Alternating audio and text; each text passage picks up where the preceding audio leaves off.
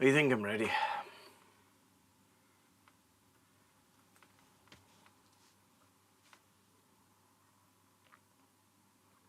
Alright, we live?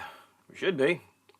Apparently, according to YouTube and its infinite connectivity and tech type thing and yada yada yada. Wait, why is it not showing me chat in OBS? Hello? Hello? Oh, I can still see it on screen at least. That's a plus. So, yeah, doing guitars today. Because I'm waiting on parts to arrive and various other factors, and because today is just it's a guitar kind of day, you know? So, yes, that photo that is up in the title card, the preview thumbnail, that thing, that is coming up as well, so I want to get through some other stuff first. Basically, yeah, the one that is on that title card is an Explorer III, oh, and delivery time. Howdy. 3 parcels for you. Awesome, thank you. Well, let me just an autograph, please. Thank you. Nice day. You too. Thank you. Okay, what's that? What's this? What's that? Ah, yes, cool. Got those, got that. That's junk mail. What even is this? I have no idea. Something. Where's this one come from? Oh, right, yep. Gotta send that off to them. Cool.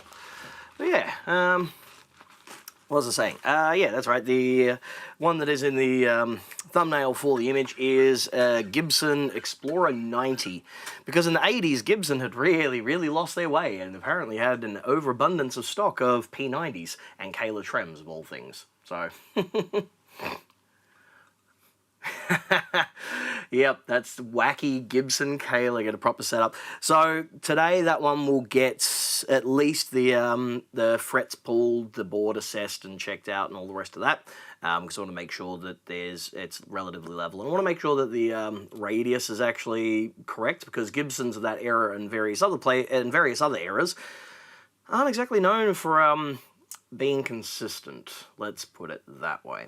But yeah, they were kind of wild that, this is from an era where Gibson were doing things like the Corvus that was originally designed to be a headless guitar, hence the big massive cutaway wedge in it, but instead they decided that they were going to put a headstock on it and it looked like a can opener. You had that, you had the weird Ned Steinberger designed ones that they did that was like the square bass type thing with like the bit that jutted out. What else was there? Obviously their takes on the Strats, the Victory series, MV or whatever they were, the US series as well. And then like with the Explorers too. Like some of them are brilliant. Of course, everyone knows James Hetfield and his white, 84 Explorer. I've always wanted one of those Explorers from my birth year, 86, even though I know they're not really amazing. And they were kind of unique in that there were a bunch of them that were also produced with alder bodies instead of mahogany. Yeah. They were just using whatever they could at that point there. But yeah, they were doing a lot of weird things. Then you had like the Explorer 90 as well, that was an Explorer that had like 24 frets, if I think I remember correctly, a deeper cutaway, trem on there, and then like an angled pickup up in the neck there. Yeah, they were kind of odd, weird to say the least. 2 degrees C up here in Windsor. Lucky, it is currently bowls hot here. And my AC is constantly going into a fault mode because there's a leak or something in the building, and when it gets water anywhere near it, it decides, nah, can't communicate with the compressor anymore. So it is humid as all hell here inside of the shop, and so I am sweating profusely. Yeah. So first up on the bench, we'll do some simple stuff first. I gotta prep myself for the Gibson because they're always fun. This is just an LCD EC1000 Eclipse that the customer wants a setup on. Yeah, relatively simple. This is kind of one of those cases where customers come along and said, yeah, the action, I want it matched. Okay, so normally what you do when you have a guitar and you get it set up and you do all that kind of stuff, what you do is you'll actually take the action and you'll have it go from the low strings down here, slightly higher, to your high strings slightly lower. Why? Well, because these thicker strings have more kinetic motion behind them, so they're going to vibrate in a wider arc. So you want them raised up a little bit so they're not like slapping the fretboard. This one, however, if we measure it up with the gauge, we've got like 1.3 mil on the low E, The high E is about 1.5. So it's flip-flopped. It's the wrong way around. So the customer will get this back set up properly and playing like an absolute treat. And what it will mean is that it is going to be a far better playing device. Let's refresh that. Can you refresh? Give me the live chat. Come on. Don't know why, but it doesn't want to show me the chat in OBS, which is annoying. Pop out chat. Close. That's restore, yeah. How annoying. Those Korea-made LTDs are really great. The odd fret correction or nut slot fixes, and they are absolutely rip, aside from full setup. Yeah, and look, there's a reason why you can't get a Korean guitar for under big money these days. They got really good at it. They basically did what Japan did. This one, of course, the new deluxe series is made in Indonesia. Indonesia are also making really good instruments. We've gotten to a point now where we live in this wonderful world where you can spend like $4,000 on a Chinese-made Dingwall and it's amazing. It's less about where it's made and more so the quality behind it. Where is it? Net.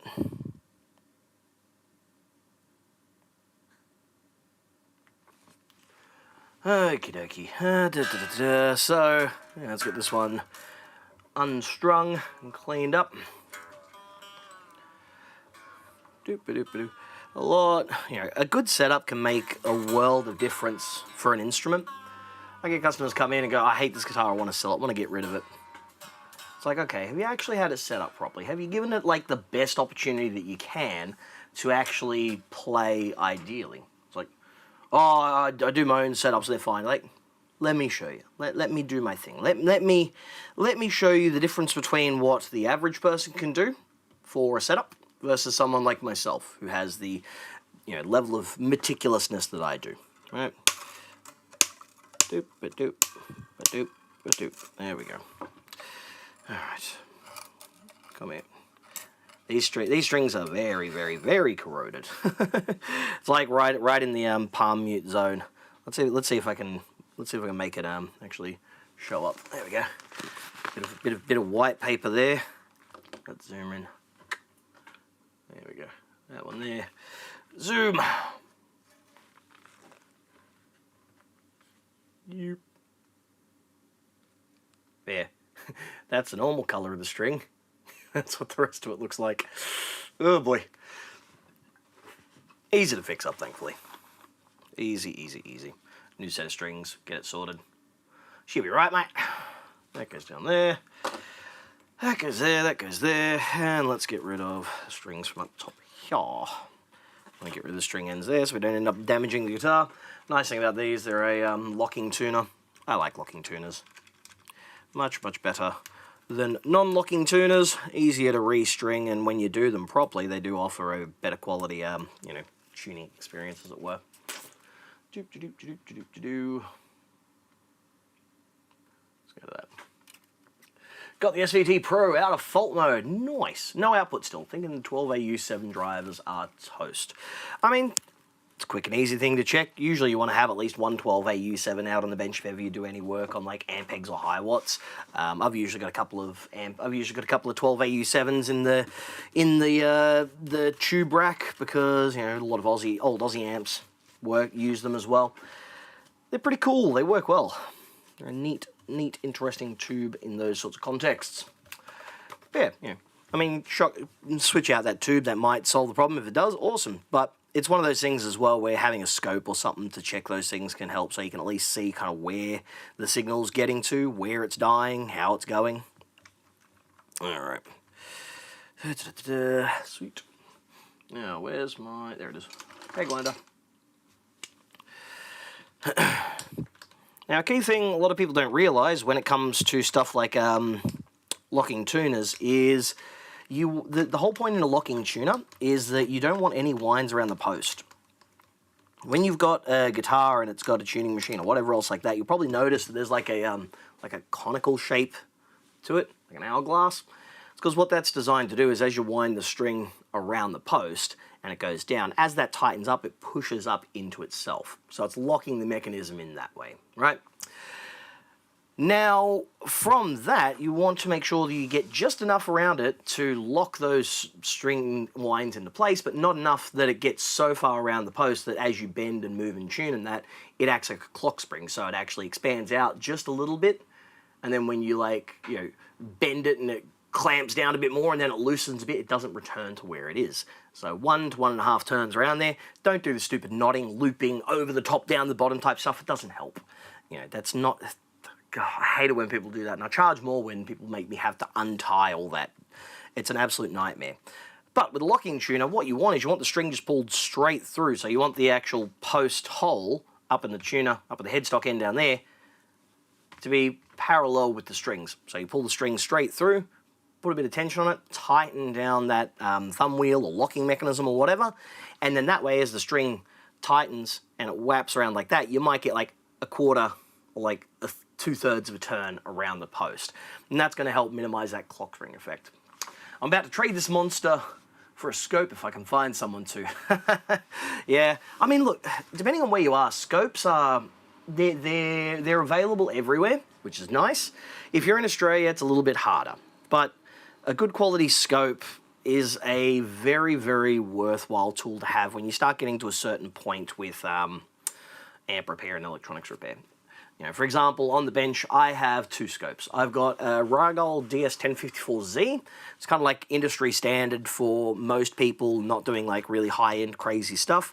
Really well made, 4-channel digital scope, plenty fine for audio-related stuff. We don't have to worry too much about it.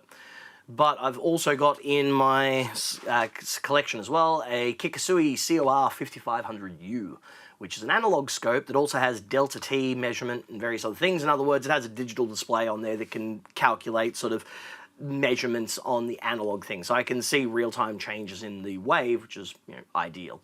So, it's nice having both. If it was me and I was just going to go work on just tube amps, I wasn't going to do anything like out there or too wild or whatever else, I would get a good quality 2-channel oscilloscope analog. Doesn't matter what it is, they're all going to work. There isn't anything spectacular about audio-related stuff when you're doing tube amps, guitar amps, or anything else like that. As long as you can see the waveform and you can see, is it moving, is it not moving, is there oscillation on there, and that's it. That's all you need to do. If you've got something and it's more like advanced and it goes up to like 100 megahertz, like what my Kikasui here does, or even higher, or whatever else like that, it's pointless. We don't deal with that in audio realms. We deal in audio frequencies. We're like the, in terms of the technological hierarchy, the skill tree, we're like level 1, right up there. You just need to be able to see the waveform and see what's there, but you can also use them for, really, really good quality measurements. You can use them as a multimeter, you can use them to measure resistance, you can use them to measure a lot of things, use the 2-channel mathematics functions on there, use them for like measuring components and tracking and all that kind of stuff. They're definitely a worthwhile bit of kit to have. It's a couple of $100 if you can spare it. Well worth it. Okay. So we got ourselves some strings off of that one. Now let's clean these frets, because frets that get corroded and gungy and all that kind of stuff, they're going to be a nightmare to play on. They're going to feel like crap. I quite like using this, which is my Dremel, the felt wheel on it, because it's quick, it's easy, it's fast, and when you do as many things as I do, you want to just get through it. You don't want to have to mess around. Fret rubbers, erasers, micromesh, all that, yeah, that's fine. But just for cleaning up and polishing them whilst I've got a customer's guitar here, just a Dremel, some metal polish, swings and roundabouts.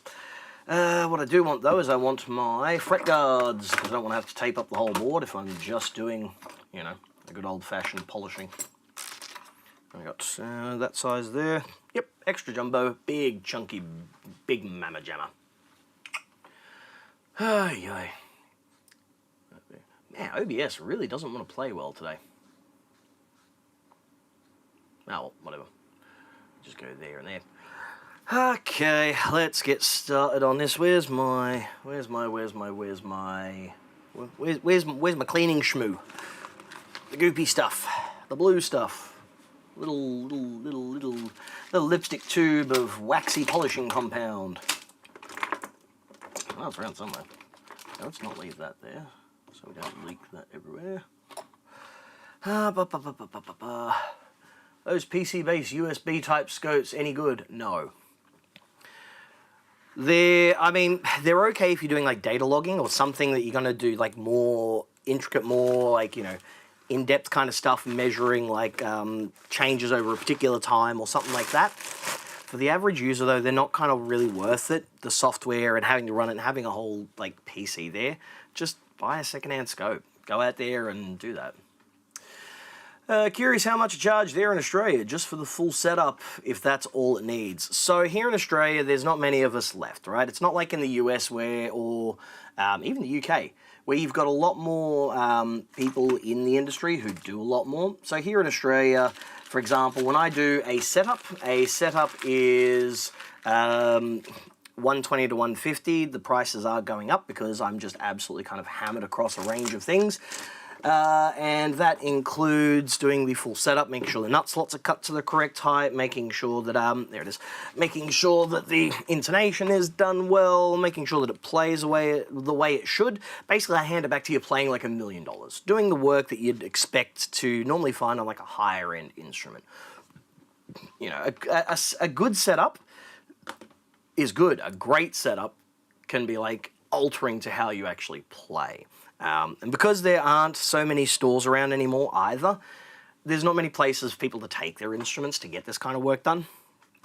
You know, for example, here in Sydney, a lot of shops have closed over the last while. And there's like another one that's due to close soon, apparently. You know, word on the street is, as they say. Yeah, so it is, you know, what we charge here in Australia is more than what you'll charge overseas. All right, let's get some polishing happening. There's going to be noise, so I apologize for the noise in advance. It's going to be pretty terrible.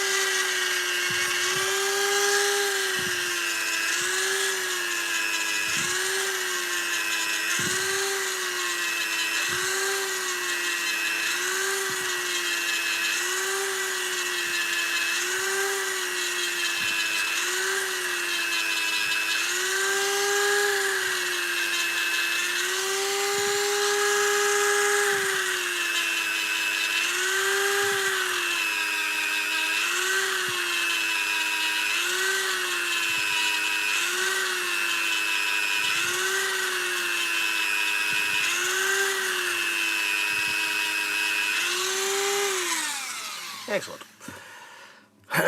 That's why I like Dremel. Just ding, ding, ding, ding, done. I was tripping a guitar center, tried to charge a kid $50 to swap strings and tune an acoustic. Blew my mind. I mean, here in store, I charge, you know, about $40 to do a restring. $40, strings off, new ones on, tune them up. I can do it in a very, very short period of time, but while I'm there, I'm also checking out other stuff as well. Mainly because it does take time to do. Somewhere like Guitar Center, though, yeah, I mean, your average person at Guitar Center isn't exactly getting paid very well, are they? You know, I'm a business owner, so when I do these things here, it's not like I have the backing of, like, you know, private equity money or venture capital or whatever else, so, you know, I gotta make sure that I make my money. We currently have 10 people on stream, but only 5 likes. Please, sir, might I beg of you, sir, please, please, sir, as, you know, Mango Mussolini does say, might I inquire as to if you could please hit the like button, because I like to game the algorithm as best as I can. Oh, where'd my thing go? I had a big, there it is, big bottle. And if you're wondering what is best used to clean things like fretboards and stuff like that, this. Big chunky bottle here, but you can get a much smaller bottle as well. This is Shellite, aka naphtha, aka lighter fluid. It is a really good solvent for use on guitars because it is, for most intents and purposes, it's not going to damage finish, metal, or anything else like that. But it's good at removing sebum, oils, and various other things from the surface of fretboards. It's good for cleaning like gunk and stuff off of the hardware, so it doesn't abrade it or cause any like plating issues or like chemical reactions.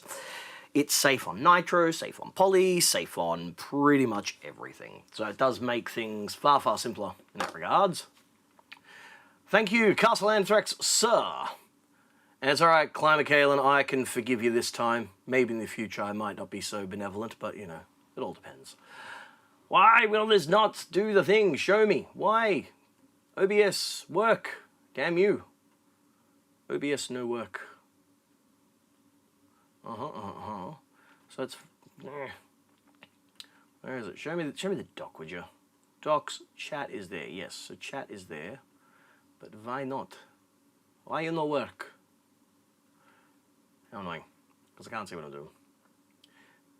If $50 included setup, that seems too low. Yeah, there are people out there in, like even in Sydney as well, they charge like too little for what they do. It partially it's partially annoying to me because it devalues what I do. So customers coming going, oh, this guy down the road does it for this much. Like, oh yeah, cool, go to him then. And then they've got to come back to me to have it fixed up properly. Some people charge an insane amount, and it's like, okay, you go you. As long as your work is high quality, well, who am I to say no to?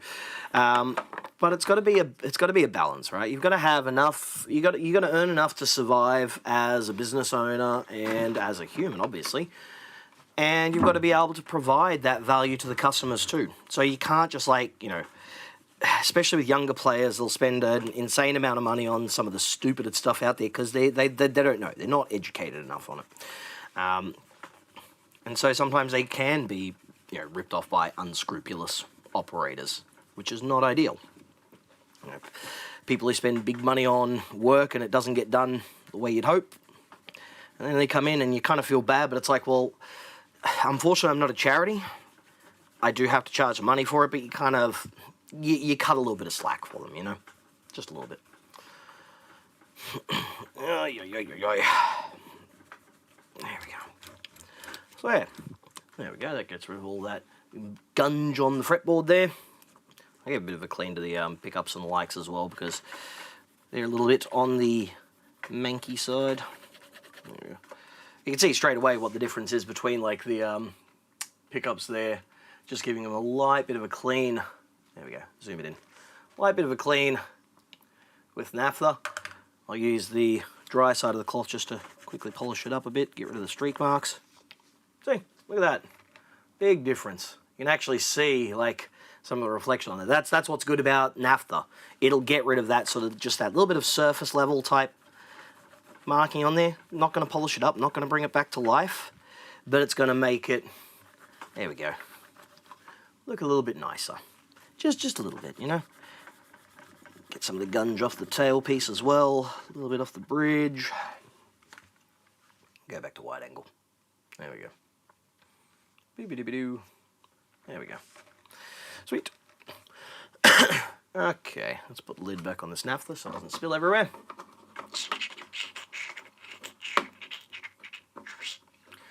I charge kind of based on the client. A kid that's broke, I'm going to help out a little. The cork sniffer who wants his vintage Fender recapped with Nos Mallory is getting a proper bench fee. Yeah.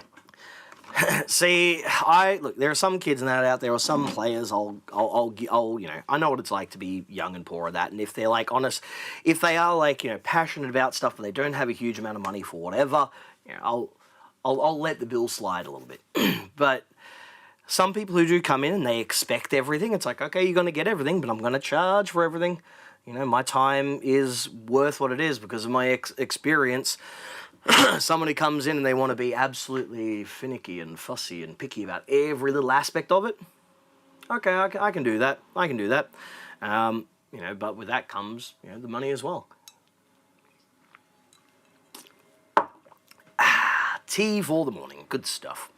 Excellent. All right. Grab coffee cloth. Give it a bit of a clean. There we go. You know, and here in Sydney as well, there's not many of us left in the industry, and even fewer who do, for example, like what Brad and I do, which is a mixture of things.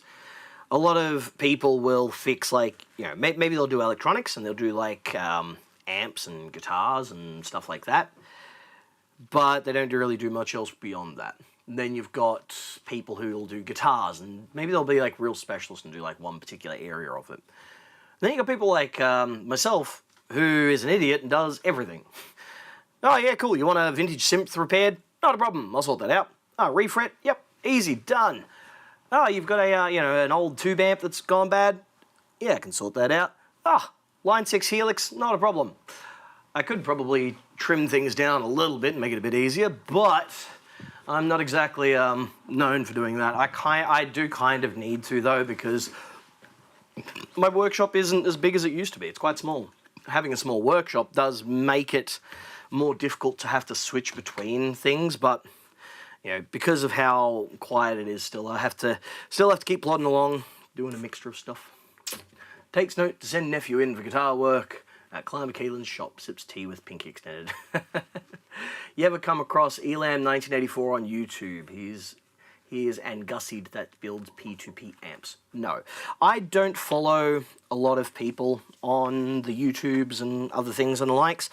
I'm very kind of finicky about it, and a lot of what I watch on YouTube isn't kind of to do with, you know, obviously what I do for work. Some of the channels I'm into are more like, you know, kind of like niche interests and stuff for me. The only people who I watch on YouTube for this kind of content and similar is obviously Brad and Lyle, because they're absolute legends, and you know, a wealth of knowledge of all sorts. You know, check out the occasional Uncle Doug video because he just seems like a cool dude, you know. Who else? Those guys. Sometimes it's fun to watch Lewis Rossman's descent into madness, and how he just, like, keeps doing the Sisyphean task that he does of screwing up each time and then getting mad at the government about it. It's hilarious. Who else do I actually watch in that sort of vein? Amp and guitar-wise. You know what? Actually, that's kind of really about it, eh? There's a couple of people who I check out the occasional video. I mean, Mendit Mark seems like a, you know, dude who's, like, just so incredibly switched on. It's insane.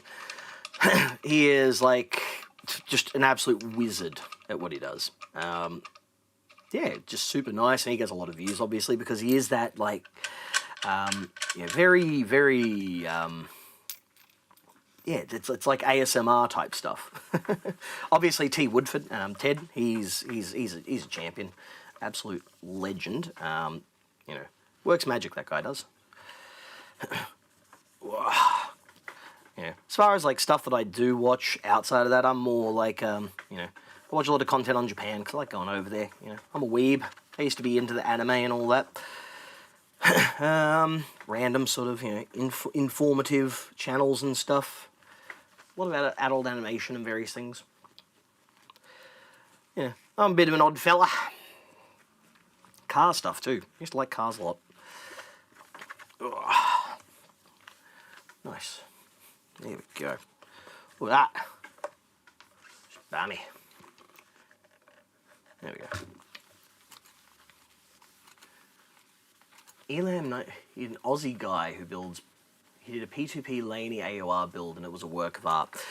See, yeah, I mean, it's not my kind of bag, you know. The whole point-to-point versus PCB thing, I'm educated enough to be able to design a PCB, and I will do that, you know. If I'm prototyping something and I need to change things constantly, I'll probably still use a PCB, but I'll use one that has like turrets and standoffs to allow me to tweak things as necessary. But I can also modify the PCB using Kahler or anything else I need to, and it's just quicker and easier and gives me an idea as to where the signal routing is. But I've also got an eye to, if I have to remake them again, then I want to be able to easier. I don't like sitting there messing around and trying to make sure I get the right amount of cutter wire and all that, and nah. It's one of those things where it just doesn't interest me. Tanya Spatchuk is relaxing to watch. Yeah, I don't know. I'm the kind of ADD/autistic dude who doesn't enjoy short form content or stuff like that, where it's just watching someone do work. I'll gladly create it, but I don't actually like sitting there watching it myself. So, channels like hers and some of the others just don't interest me. Yeah. All right. What I also want to do while I'm here is, because these things inevitably always do, I want to tighten up those tuning machines. Tighten up the bushings up top. Where is it? Not that one. That's that. I need my 10mm. Where's my 10mm? 10mm, come here. Come on. You're going to make me grab one from another rack. I'm going to have to grab one from the other rack. Yep, now it's gone into the thingy. No wonder it's getting so hot in here and I'm schwitzing like you wouldn't believe.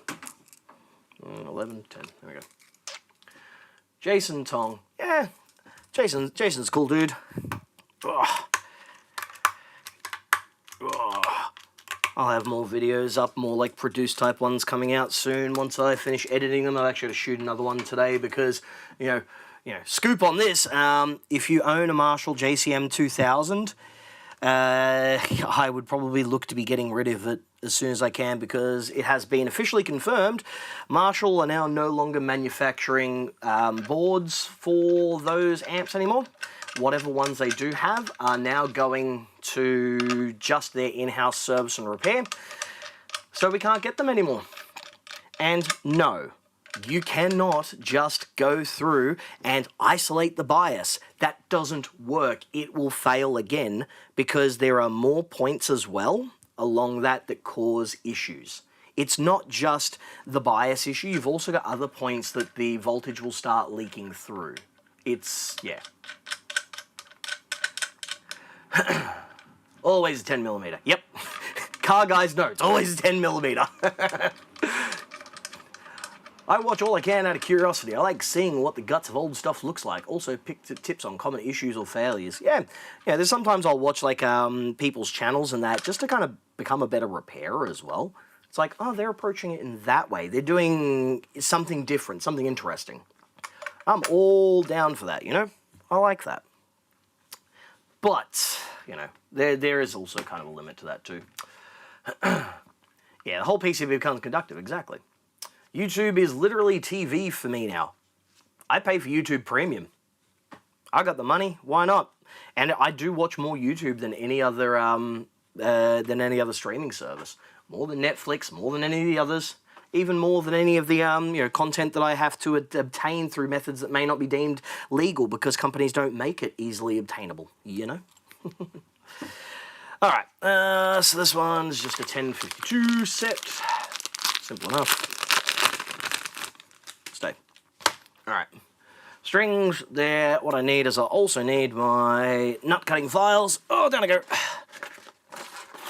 Nut slot files, those things, because the bridge saddles haven't been notched properly. So without them being notched properly, it kind of sits just on two bearing points instead of actually like properly doing it. And I think the nut slot hasn't been. Oh wait, no, it hasn't been done right. Probably. I don't know. I'll check. I'll check it. See what's going on there. We got that there. This one. So we've got 13, 36, 42, there we go. 42, 32. That one there, and there's name 16. Where's the 16 gone? That it? 24, no. 36, 28.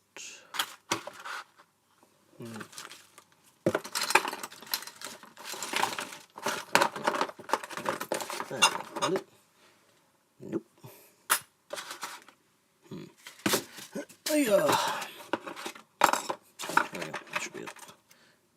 That's it. There we go. Up again. Hi.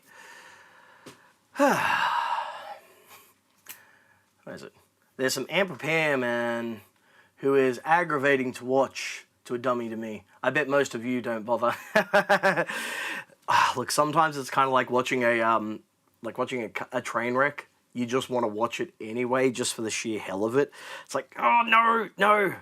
There was a video that popped up in a group the other day. Someone shared it, and it was like watching someone burn down your favorite pub. Dude was working on a Mesa Mark V and completely destroyed, changing out the diodes for the heater supply, because they all fail eventually. There's way too much current going through them.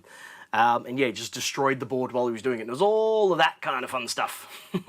I haven't owned a television since about 2000. Yeah, I literally have not had an aerial plugged into TV for about 15 years.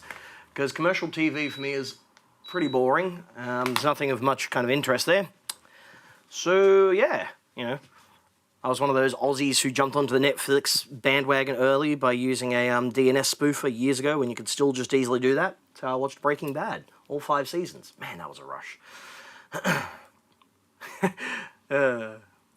Go ahead and name drop Jim, we won't tell. His name is Brad, yeah. He's a special gentleman, that one. Not the good Brad, you know. He's also special, but in a good way. Oh, man. Alright, cool. So that's done, that's done.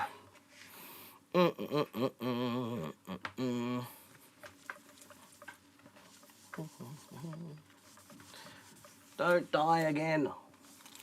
Ugh, it is so warm here and the AC keeps dying. It's driving me insane.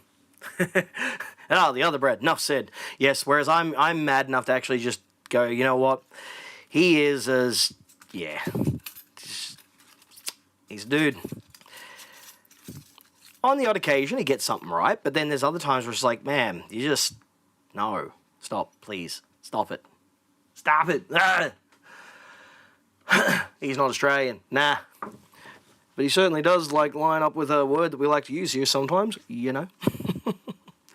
Okay, let's get this bridge out. Let's just quickly give it a bit of a nudging. All right, eeny, meeny, miny, this one. Okay, just get a wee bit onto that side.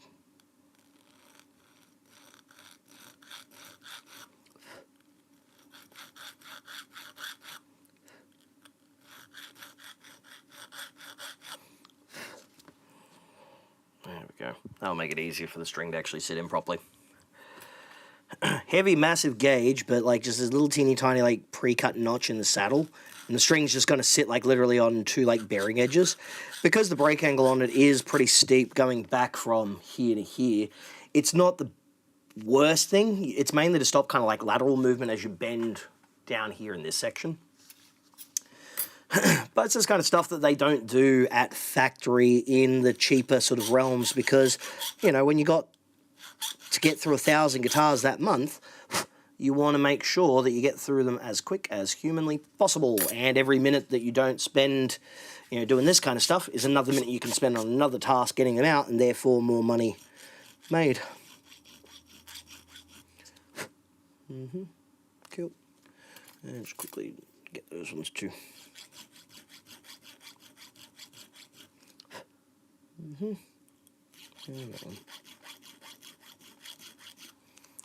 Nice. There we go. So that's all notched out now. This one is an LTD EC1000. Modern model and likes. It's a nice guitar. It's not the worst thing in the world. Although here in Australia, what's kind of great is that because we're so close to Japan and the relationships that the distributors here had with companies over there, we got a lot of Japanese exclusive models and things that you wouldn't normally get. So, for example, we actually got the full, like, the proper deep cutaway 4-knob ESP Eclipses here in Australia, the 22 fret ones. I've owned about 3 or 4 of them over the years. They were brilliant. Yeah, they were kind of solid. And then you could also get the full thickness ones too. So they didn't have like that cutaway. They actually had the proper one that kind of went further up, and 22 frets, and they're nice. Because we had that, you know, that the whole thing with ESP in Japan and the connection. You could actually buy in Australia in the early 2000s an MX250. You could actually get them here in Australia. You couldn't get them in the US.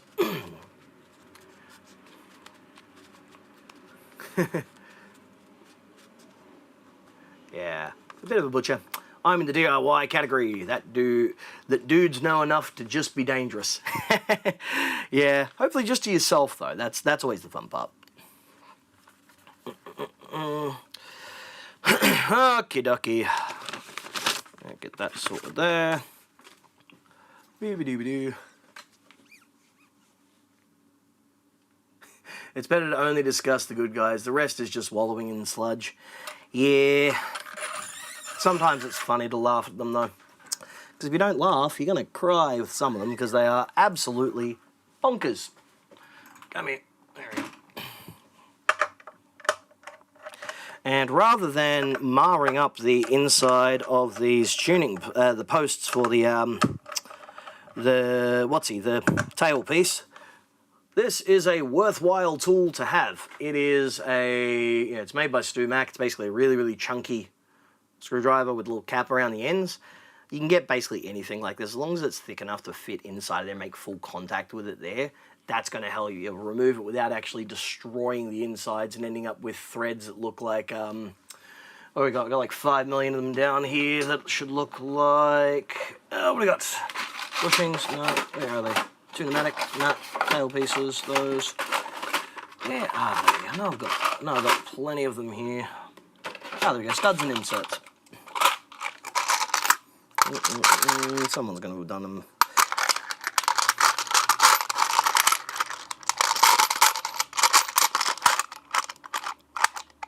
No, made a fool out of myself.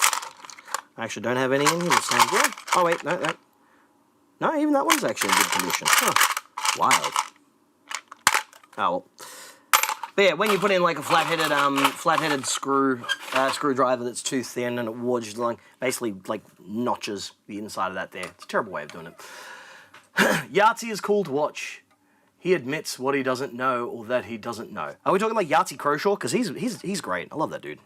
Yeah, I really quite appreciate and quite like what happened with that whole the whole escapist / second wind thing. You know, second wind are brilliant, and I'm really digging this current trend of workers starting up their own thing and going in as co-ops.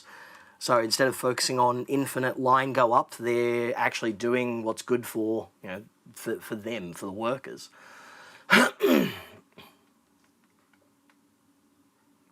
Yeatsy. I don't know who Yeatsy is. Who is that? Smart enough to reach out to some of us, and we're always glad to help. Don't know. Pergasound. Don't know. No idea who it is. No clue. Ooh, that's that's a bit on the high side. That's not what we want. Alright, let's push this back down to the correct sort of height.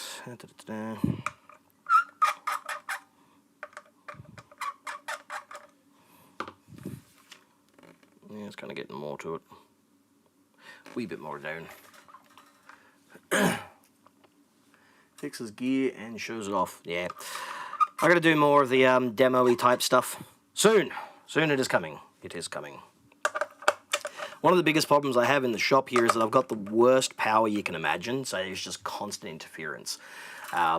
Like really bad switching noise and other stuff. It's a nightmare. Alright, in the gear. 1, 2, 3. Just to stretch the string in. It's not even really stretching, it's just putting that bit of a kink in there. Yeah, everyone loves a bit of a kinky string, you know. Confirm we're in the rough ballpark. Yep, cool. So we're now in that sort of ballpark. We can start doing the rest of the strings. Move that on out of the way. Stay. Doop. Yeatsy guitar. Might check them out, see what they're about. Like I said, a lot of this stuff doesn't kind of like hold a huge appeal to me. I stopped watching a lot of gear-based channels a long time ago because, I don't know, she didn't really kind of find anything interesting. I suppose it's because I own everything now that I've ever wanted. There's not much I really want. I've played it, I've owned it, I've done what I can with it. So watching a lot of those players, yeah.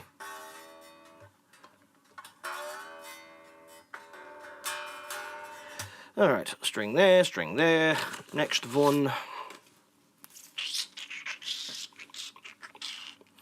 Oh yeah, that one there, up to this there, like so.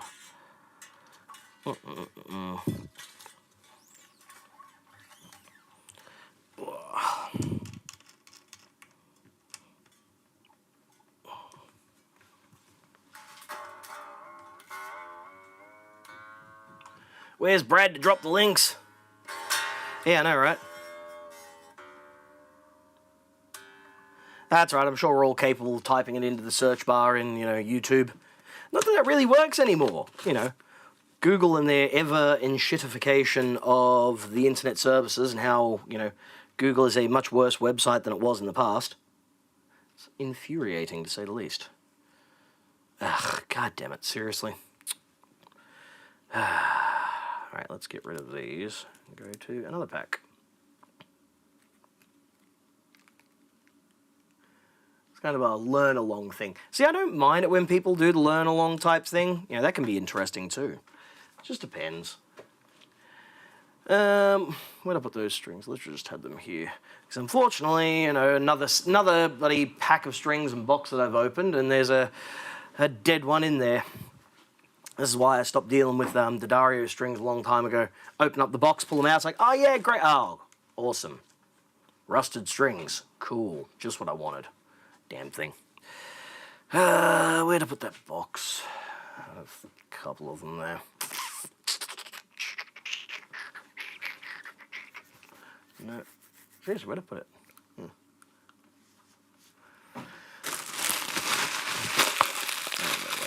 There. Or did I open it up out there? I think I might have opened it up out there, didn't I?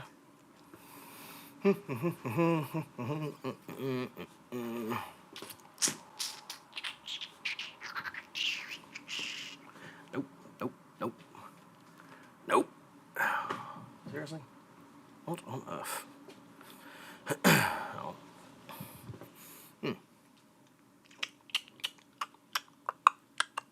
No. 1 second. Let's try this one then.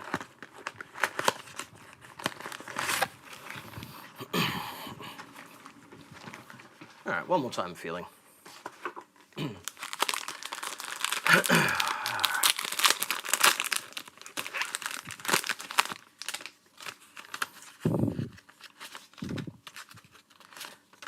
So I don't trust a company that says their strings are like long-lasting and corrosion-proof or resistant, because in the end, you still end up with ones like these.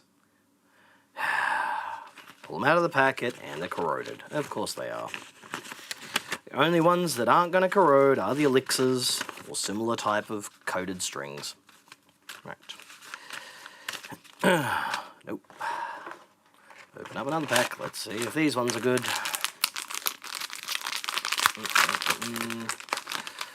Let's see. We got a good one in here, maybe? Nope. Corroded. Ugh, god damn it. Seriously? Forget it. In the bin. Let's get rid of these. Let's put on some rotor sounds. Soggy Las Vegas. Nice. I want to go to Vegas one day, just to see the spectacle of it. But also, there looks to be some nice places out there, and out past the main drag. Always wanted to do like the classic, American grab an RV and drive across the country type road trip, just for the hell of it.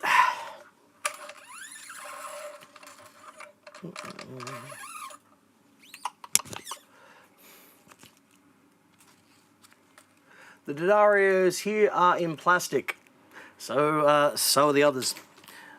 When they come in these like foil type packaging that are filled with nitrogen. The problem is it doesn't always work. The other problem I had with the Dario as well, because with how many setups and repairs and the likes I was doing, I buy them in big massive bulk sets, and the QC on them was quite poor. So there were ones where you just, every like 20 or so sets, I'd end up with a broken one. They'd just break out of the box, or sometimes the ball end would unwind. I got tired of it and I got rid of them. I replaced them with rotor sound, superior string in my opinion. As many strings and everything that I go through, rotor sounds, I have very, very, very few issues with them. And the good part as well is that they come with a spare high E and the high E string in the pack, because inevitably some guitar players don't like the idea of having a guitar that sounds fresh and whatnot. So they want to keep riding the same string set for as long as they can, and the high E string is usually the one that breaks. So there we go. So yeah, go on rotor sound. Doop-a-doop-a-doo. There we go. Come on.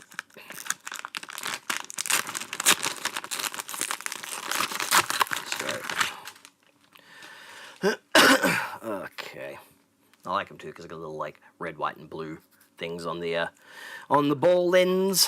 Let you know which string goes where if you can't eyeball them in the way that I can. I do not use D'Addarios and I do not sell them in my shop anymore. Hard pass.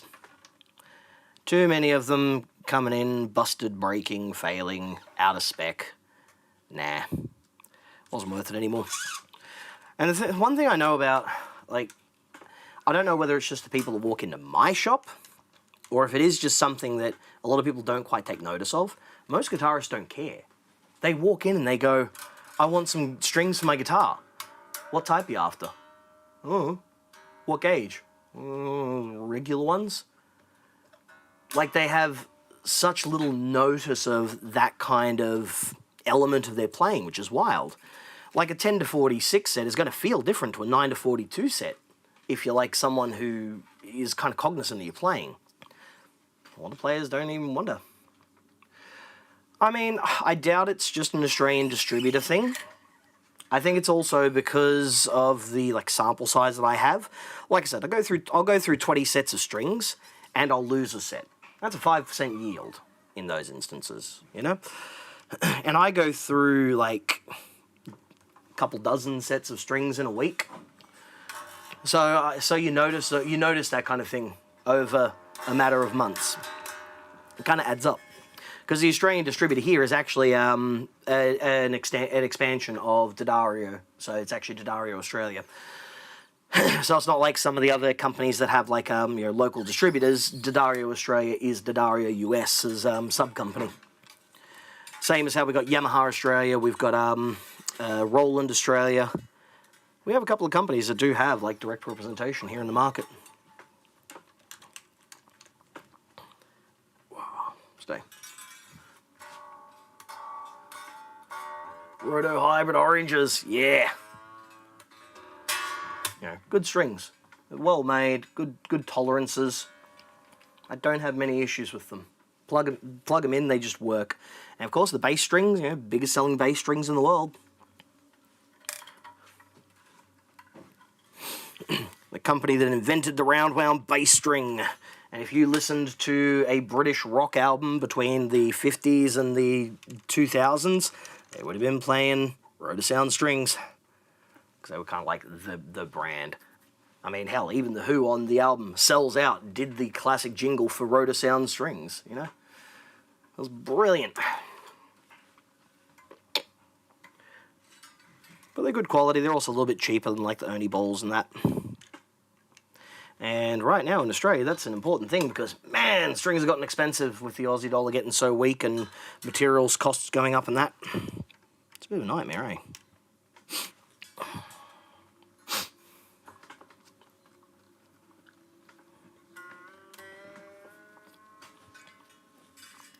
Yeah, 10 sets of strings, you'll like miss out on some of them. It's still like a large sample size for sure. Like comparative to the average player. I mean, the average player is going to change like maybe, you know, 1 or 2 sets of strings a month if we're lucky. But those of us who, you know, tweak this kind of stuff for a living, we see a lot more. It's the same as how like customers say to us, oh, you know, oh, I've never seen a bad mate and I've never seen a bad amp, nothing like that. It's like, okay, well, we have.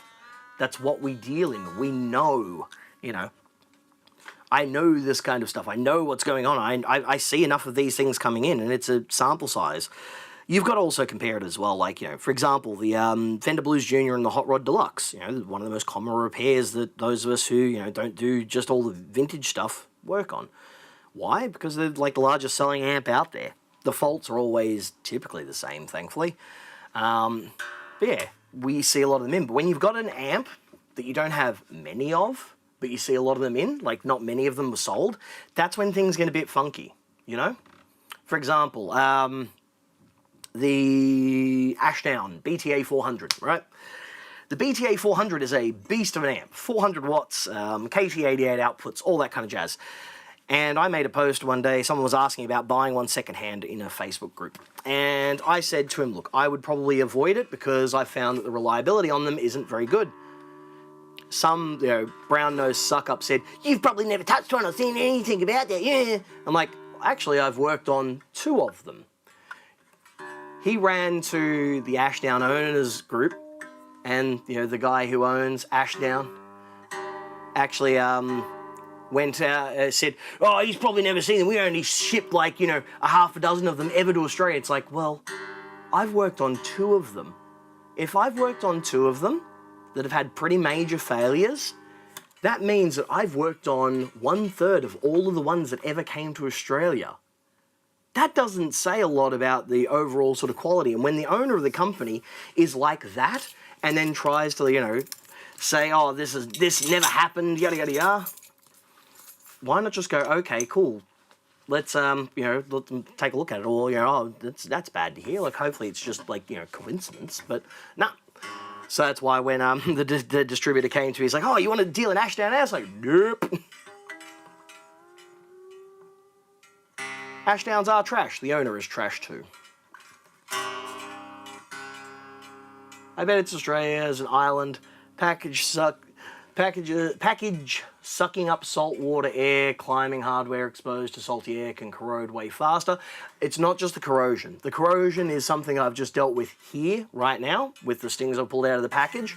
However, for example, with the Daria, the reason why I stopped holding them was because of breakage concerns. They were breaking, without me having to do too much.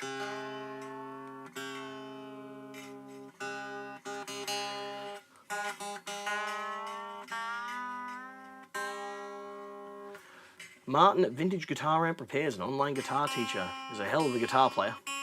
I don't know, $24 for 3 sets of XLs. Yeah, here in Australia it ain't that cheap, that's for sure. What do we got here? Where is it? Ashdown's trash, yes. Sundown amps. That sounds familiar. I think I've heard of them. I think so. The Morgan amp I have up. People have accused me of making a fake amp and putting the Morgan logo on it. Oh, mwah.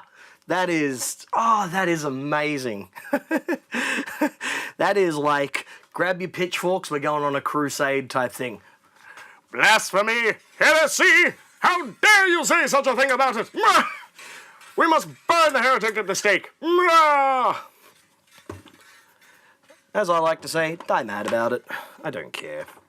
These people need to just, like, get a life and realize that nothing is perfect. Brands and corporations don't care about you. They don't care about anything to do with you. Oh, who is it? What do you want? I don't care. Go away. Not interested. Don't want to talk. Alright. Dooby-dooby-doo. There we go. Black Friday and holidays are good times to buy small stuff like strings during sales. Yeah, it's a nightmare time here in Australia for that stuff, and it's the reason why we didn't have a Christmas sale period this year. Destroyed it. Absolute nightmare. Sundown was a short-lived company that turned into another company. Yeah, I think so. I'm sure I've heard that before. I had basic psych. It helps dealing with people. I had sales training. That also helps. But if you did basic psych, you probably would have learned about things like how, when you challenge someone's beliefs or anything they hold so true and dear to their heart, they will do the opposite of what's logical and they will dig in deeper. They want to, go more. Alright. Now, of course, time for good old tuning times. This, of course, is a Peterson Strobo Plus. Red Sea has increased all import costs. Yeah. And it's especially bad for those who rely on those, those things traveling through the Red Sea with food and stuff like that, especially places like Africa and various other areas. It obviously affects us because insurance and container costs and going around and all the rest of that, but we don't get a huge amount of stuff coming through that section here. And yeah, Peterson Strobo Plus. Strobe tuners are amazing. I love them. once you know how to use them, it's sorted. Stretch, stretch, stretch.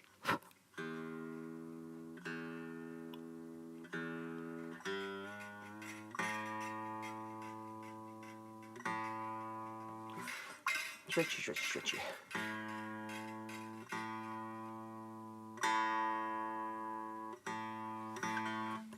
What we got here? What's going on over this side? What's going on here? Hey, Mark Bergen, welcome. Shoveling snow? Really? Huh, who'd have thunk? I got a bunch of mates who live in Tokyo and they're like, oh god, it's snowing, which is like a really uncommon thing. Not huge amounts, but it does happen. Actually, last time I was there was around this time 5 years ago, and it was also snowing back then too. Just a little bit of snow, but enough to make people go, wow, snowing. Ah, champion. What's going down? Working on anything interesting today?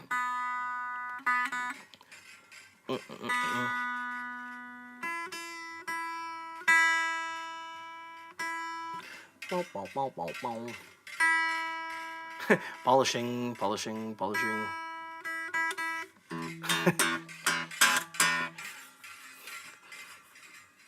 Yeah, we'd never say anything bad about Brad whatsoever. It's not like he's a crazy, kook who goes on about weird conspiracy theories. Wait, wrong one. That feels really, really stiff to play. Ugh. I had 3 feet on the roof. Wah. Might want to go to the doctors about that and figure out what's going on with that. You should only have 2 feet. Okay. So this nut, the first... Oh man, that is a mile high. So over the first fret, we've got a really, really high action. So really high action over the first fret is going to be hard to play, but it's also going to knock out the intonation and the overall sort of balance of how the action is. When you've got a really high first fret, what you've now, a high nut slot not clearing the first fret, what you've got is the back end here lifting up higher, which means that if that's going there and it looks like it's kind of okay, it means all the first half and the neck is a lot higher than it needs to be. What we want is we want the first fret clearance to be like absolutely tiny, absolutely minuscule thin, right? We don't want a huge amount of space there because it's just got to clear enough there because there's not a huge amount of kinetic energy and there is kinetic energy in the string. There is not a lot of lateral movement in that string over that first node there. Same as down this end. The main part is in the section, in the center. If that is too high, when you press down, it's obviously going to cause it to go sharp, so all of your low chords down here are going to be way, way out of tune. So now what we're going to do is cut those nut slots down to a nicer height, so they're not going to cause any headaches for the customer. And it means I can continue on with what I'm doing with the setup side of things. Cornford Roadhouse 50, DR 103 divided by 13, ew. Marshall MG30, yeah, they're easy. SVT3 Pro, 900B soldering joints. Acoustic amps, about 20 guitars all at once. Pfft, doing better than I am. I got the Gibson refret to do. I've got to finish up that Vox and the Fender from yesterday, so I got parts for those from Wes. What else we got to do? A couple other things I got to wait on parts on. It's not very busy here. Yeah, I'll be deep in nut slots. Yep.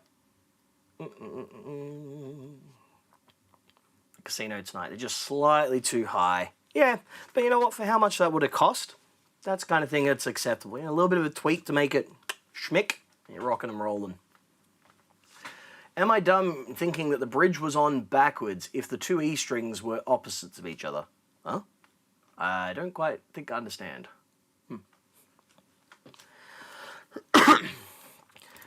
Kind of annoys me how some bridges are put on in a particular way. The way I like them and the way they tend to seem, logical to me is with the flat end of the saddle pointing towards the fretboard, the slope on the back end, and with the screws facing towards the bridge. Why? Because, well, I can actually get a screwdriver in here to adjust it.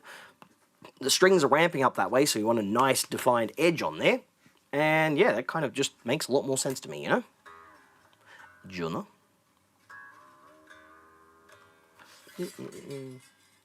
Yeah, it's got to come down a fair clip. It's an orange inside. Well, Cornford went on to become Victory.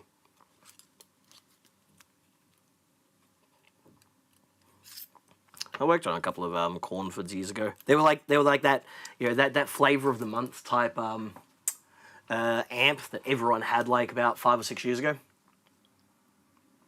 Oh, earlier I measured on the fretboard and said the high E was too low and the low E was too high. No, I said the opposite way around. I said the low E was lower than the high E. As such, it doesn't make sense. It's not balanced. What you want is you want the high E to be lower to the fretboard because it doesn't move as much in that kind of plane. Your low E does because it's thicker. There's more, you know, more energy behind it.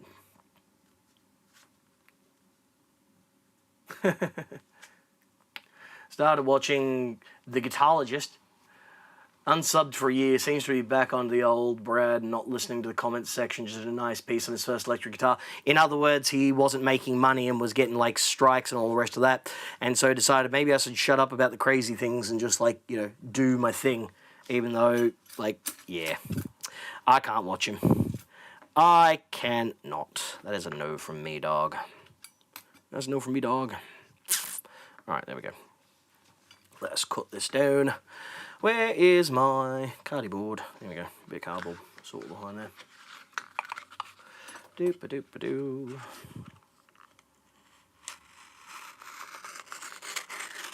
There we go. There's a bit of drum pack material. There we go. Protect the back end of the nut. There we go. Yeah, went full tinfoil hat indeed. It's a little bit crazy, just a wee bit, you know.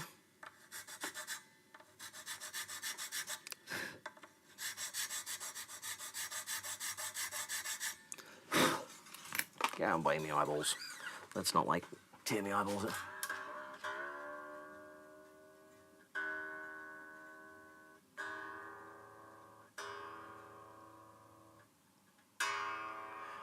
That's the only thing I liked about his shows.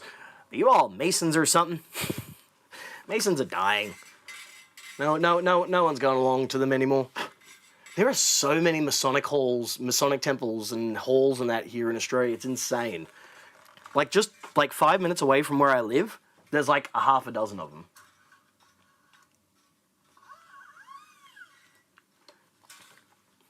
Straightforward two-stage filter bias supply with 2 presets. 1 for each power level at first glance. So not a regular alpha pot silicon to the chassis. What do you know?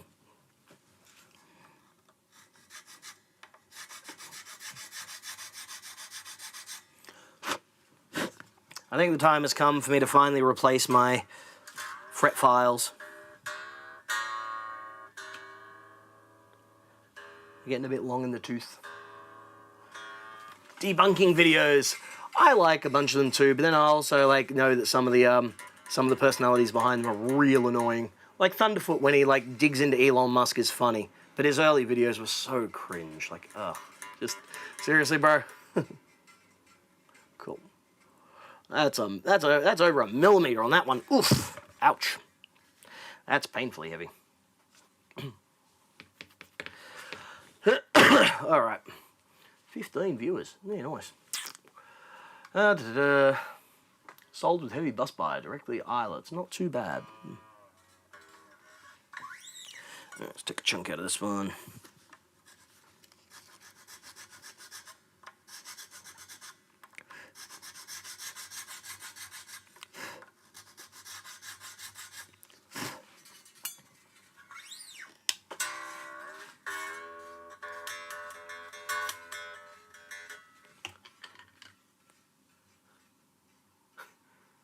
Wait, what? Was up for a TV gig, did an audition, got arrested for threatening a local council member, and what? Hold up, that is wild. Like, that is insane. What the hell?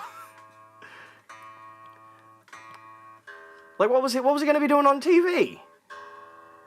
Like, was it like just like on like a news article or something on him, or what the hell?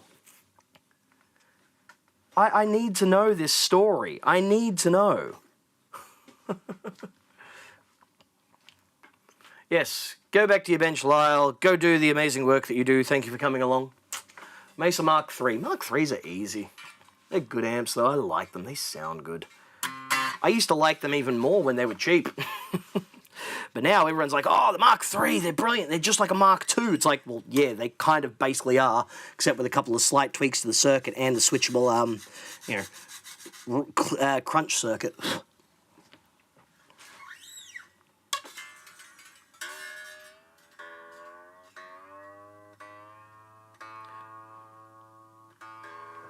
Doo-doo-doo.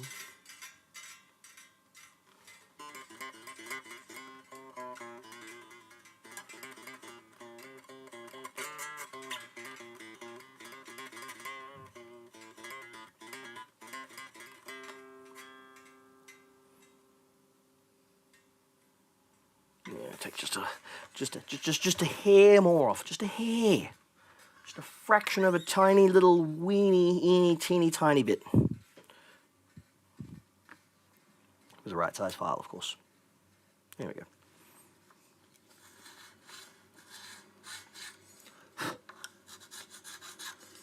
There we go. That'll be about enough.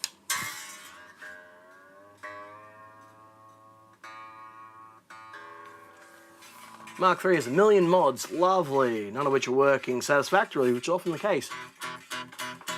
And of course, like all of them, there's no layout diagram, so you can't just easily go, oh yeah, that goes back to that and that and that. Ugh.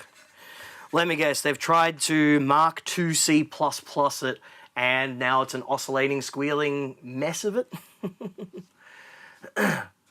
It was for a repair shop clone. He had the audition up on his channel and as well as coverage of his arrest, and his wife left. Wait, what's repair shop? I have no idea what that is. I know that his missus left him and that he like went totally like wild and had to like live with his mother or something, but you know. I don't know, man. I just personally think that healthcare should be free and that everyone should have access to the mental health care that they require. Might help, you know?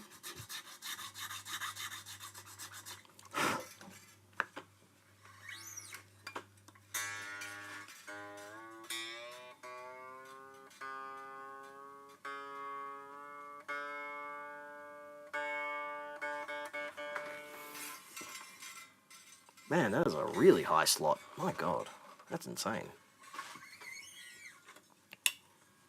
It's like a mile bloody high.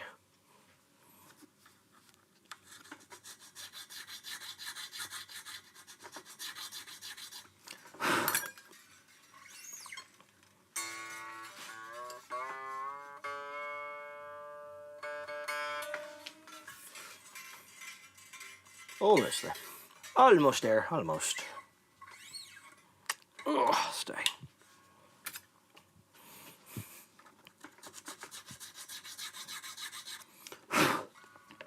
And people wonder why I charge what I do for a setup. It's like, this is the kind of thing that needs to be done to make sure that the guitar plays in optimum condition.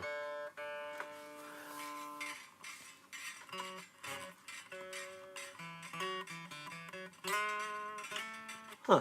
Program where people bring in broken family heirlooms to be restored. Yeah, right. Nice. So basically like in the same sort of vein as like Pawn Stars and all the rest of that. You know, like the the manufactured reality TV. God. I can imagine that he would have gotten really, really annoyed after all of that as well. Somehow blamed it on everyone else rather than on his own actions and choices. Because it's never theirs. Never their fault. Never.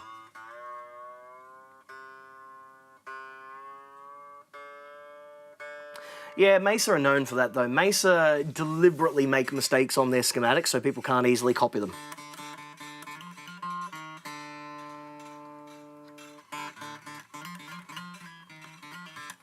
I'll tell you what though, the Nomad series copped a lot of shit. I didn't mind them. The Nomad 100s, the 55s were terrible. The Nomad 100s were alright. I owned one. 2 of them actually. In that same sort of Mark series type vein, but a little bit of a different kind of vibe. They actually recorded really well. Dial them in right and you're singing.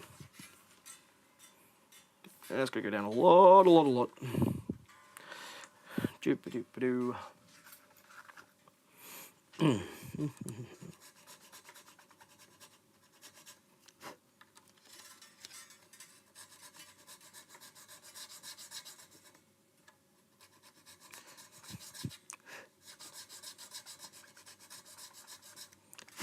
Alright, let's see how we go now. Lou, hey. What's crack-a-lackin'? Keep going. Keep going.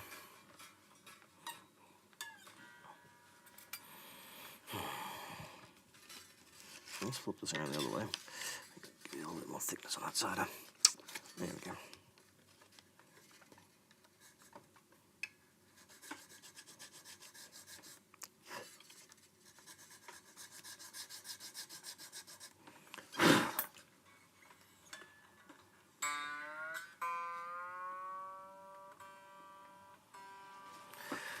Getting there slowly.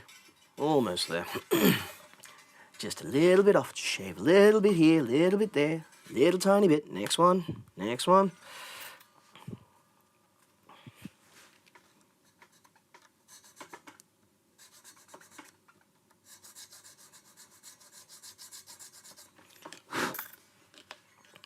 The worst part is like sometimes, despite your best efforts, maybe you go a little bit too low. Then you got to replace the nut.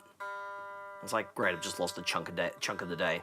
This is an LTD EC1000. Perfect.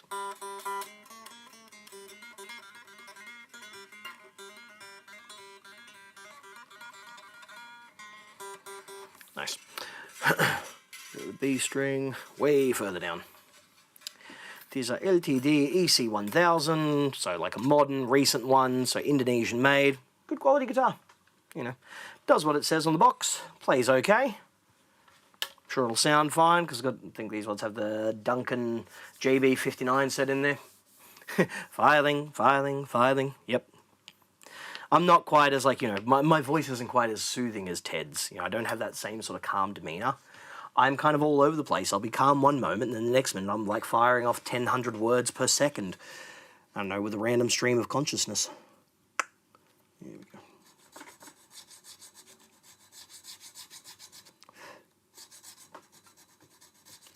But, you know, everyone does their own thing. Everyone's a bit different. Some people want Bob Ross. Some people want, I don't know, the anti-Bob Ross, I suppose.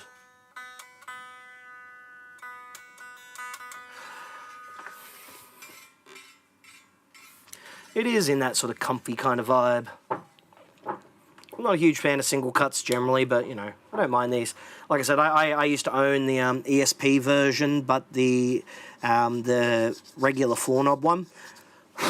I was explaining earlier in the stream that in Australia we got a lot of the Japanese market models because of how close we are to Japan and a lot of the like distribution deals we had with them. So we had, for example, the Japanese full thickness and full cutaway Watsy's ESP Eclipses. So.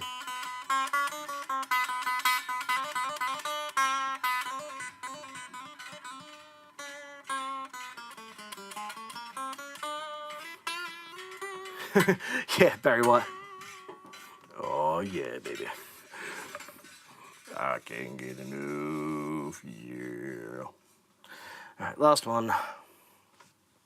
Oh man, had a visitor today. Brad, I posted a pic on your Facebook. I keep my Facebook profile locked right on down. Only a very select few people get to watch the torture I inflict on myself over there.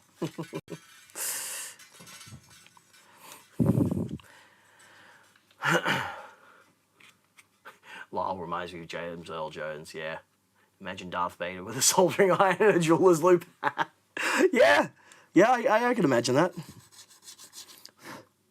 He kind of does look like a white James Earl Jones too. It's got that kind of vibe. Big, powerful head. He radiates that kind of energy. I'm still surprised James Earl Jones is kicking on, man. He's still alive somehow.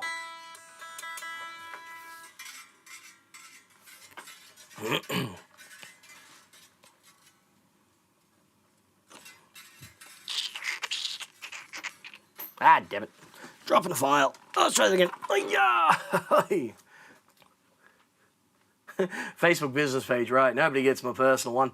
You got way more people on your personal page than I do.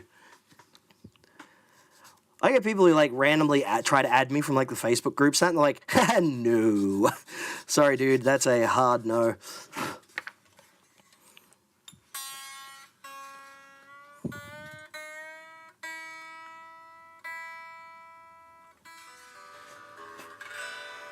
Wow. Just a little teeny, tiny, itty bitty fraction more. Just a hair. Just a hair, sir, just a hair.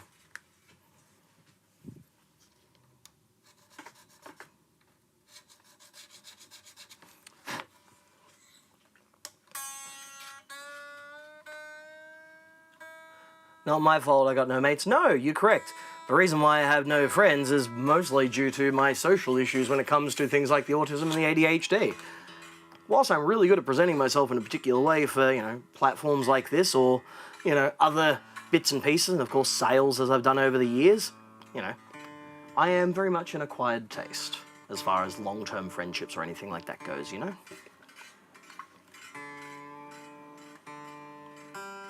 That, and unfortunately there was that whole unpleasantness that happened with my ex, and so a lot of my friends were kind of turned against me.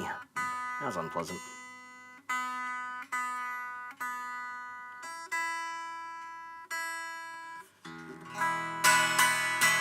Suddenly it actually feels like it plays nice.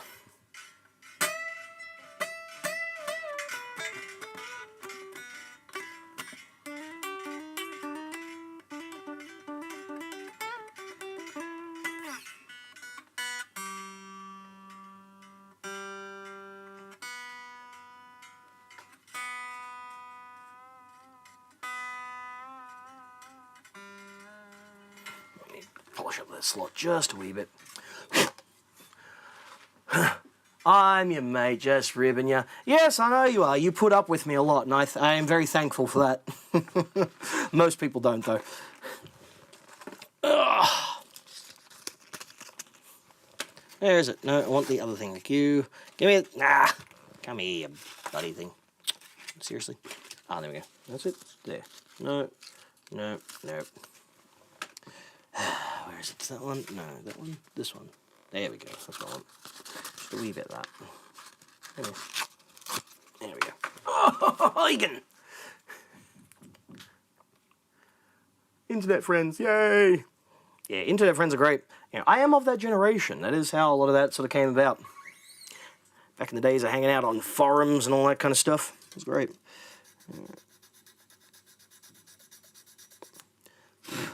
Clean out the bottom of those slots so that way the strings don't get caught up in them.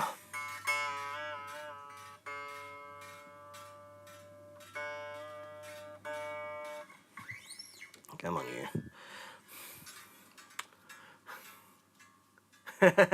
Nice.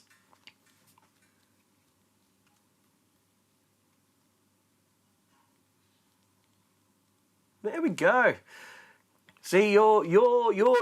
So, Jerry, you are one of those people who, I have massive respect for. You don't listen to people like me, and you just do your own thing and take a shot at it, and that shot happened to win. I like that. Mad respect to you for that one. Thankfully, those repairs are, in that instance, was pretty simple. So when you say, like, reverse diodes, what is it, reverse diode and unseated chip in every one of them. So, like, how did the diode end up reversed? Are we talking, like, as in it was just manufactured that way and was done crappily? Because that sucks if that's the case.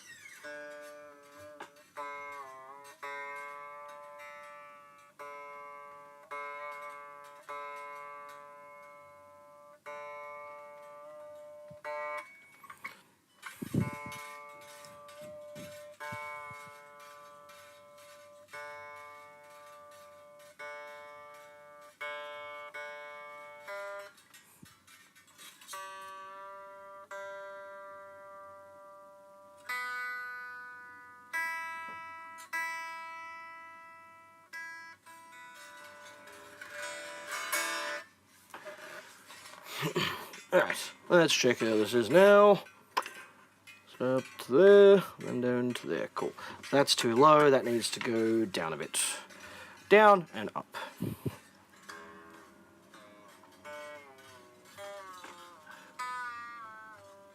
Done crappily from the manufacturer. So they just never worked from, like, factory, was it? They just, like, were sent out, they were all defective that way? I thought they were, like, ones that were used. Huh. There we go. Ah, bloody hell. I need my thing. Where'd my thing go? Where is it? There it is. That one. That one? No, I need the wider one. Where's my wider one? There we go.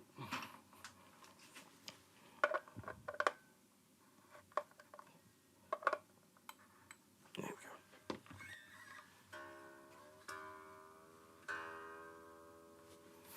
go. Up in the playing position.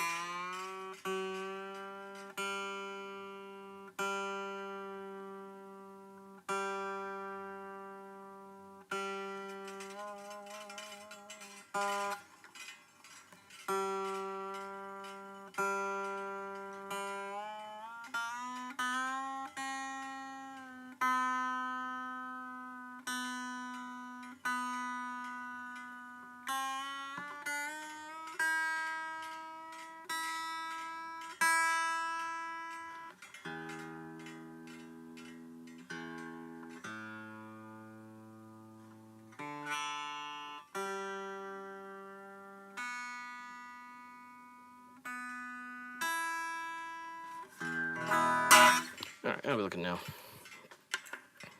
Let's get in there. Let's get in there. Cool.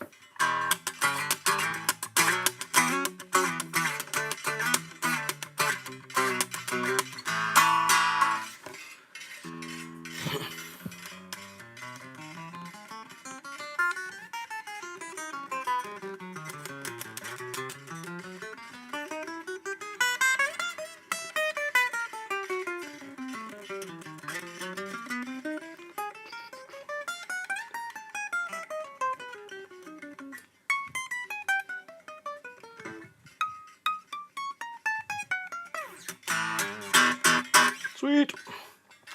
Alright, now we do intonation. Where's my picks gone? I don't know. Picky picks. Dicky picks. There we go. So, yeah, so the joys of the intonation is you want to basically make the guitar sound equally out of tune across the entire thing. That's the whole thing. That's it. So that every note is equally as out of tune with each other as they possibly can be. You know, there's no such thing as perfect tuning in an equal temperament system that isn't tuned specifically diatonically type thing to a scale, to a chord, to whatever.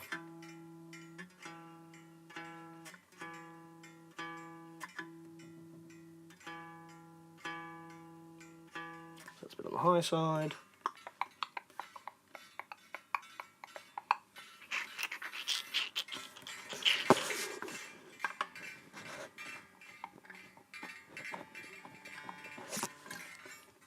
Just a wee bit further back.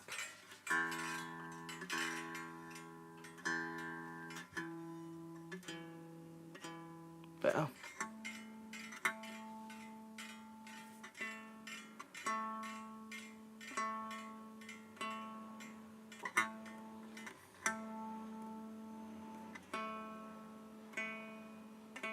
Let's put it on the flat side. All new in box, give the local middle school music department, told them run till they break and toss them. I think wholesaler told the store to dumpster them. Ah, nice. See, I hate when wholesalers do that. I really do. It's like with guitars and other things. I would much rather see them, like, donate them to places like myself where we can fix them up and, like, give them away or something. Or even, like, have, like, an instrument recycler type program to stop things going into the bin. There's no reason that this stuff should be being thrown out. I just realised we've got to check something. Brain work. In all of this talk, and I managed to not actually check my neck relief. Boo. I think it was spot on anyway, so it's alright.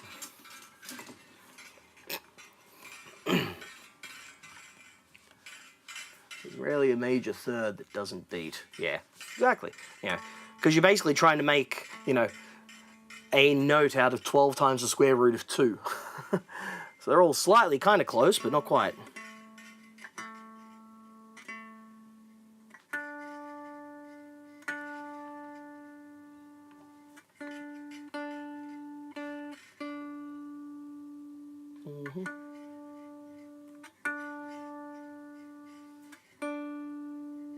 Yep.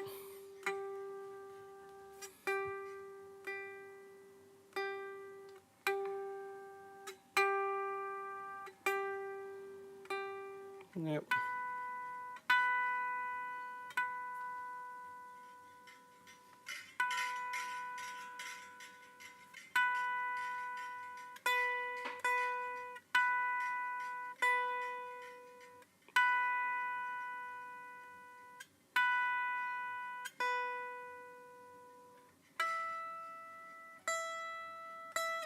A little bit sharper.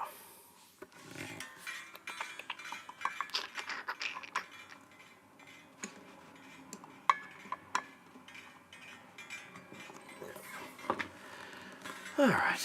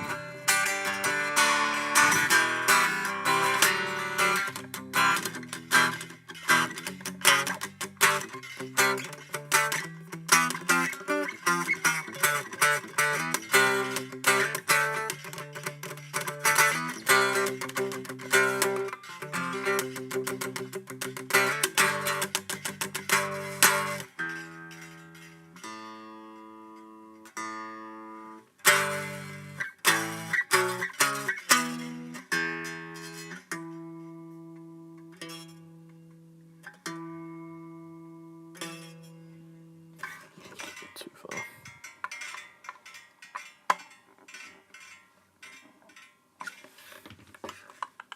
Fretless bass intonation is fun, but can really tell when it's right. Yeah.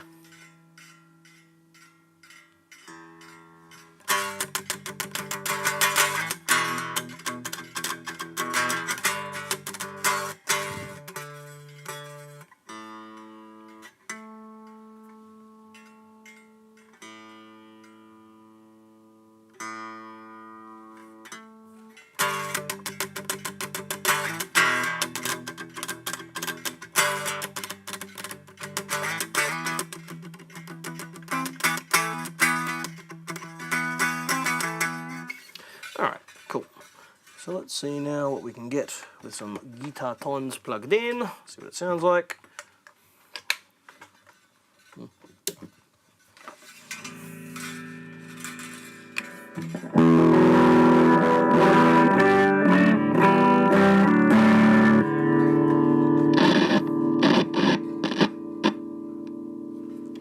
I really need to let this amp die.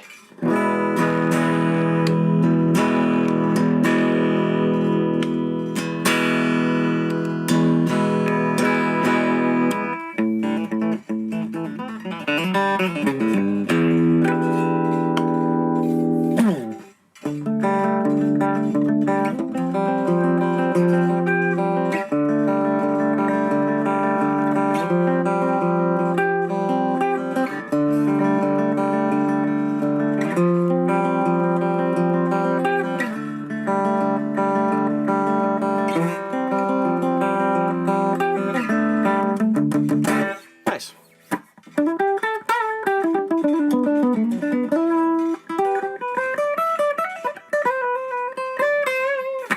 Got a dumpster 7-string Jackson with a broken headstock. Contact Jackson, we don't sell parts. Got a new Chinese AliExpress neck that says Jackson, a bolt-on neck. Cool. Can't complain there. Out of tune.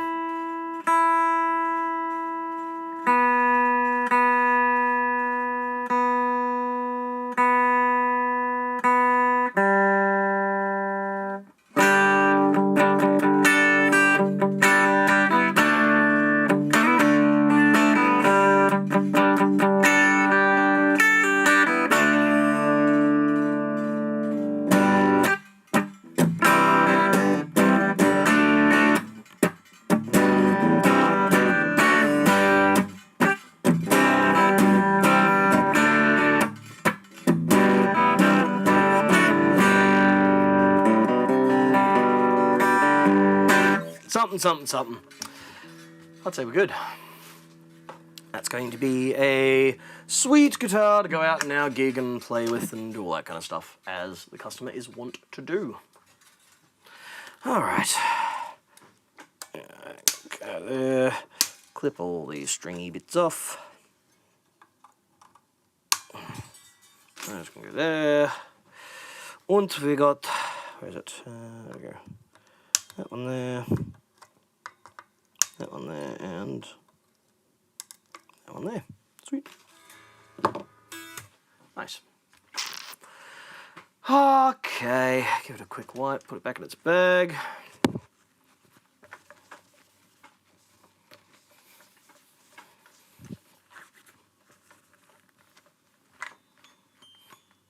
And one other thing I've got to do though is I've got to lock down the Tone Pros. Here we go. Tone Pros, locking saddles and bridges and all that kind of stuff. Here we go. That one there and this one here. Sweet. Excellent. Done. There's the bag for it.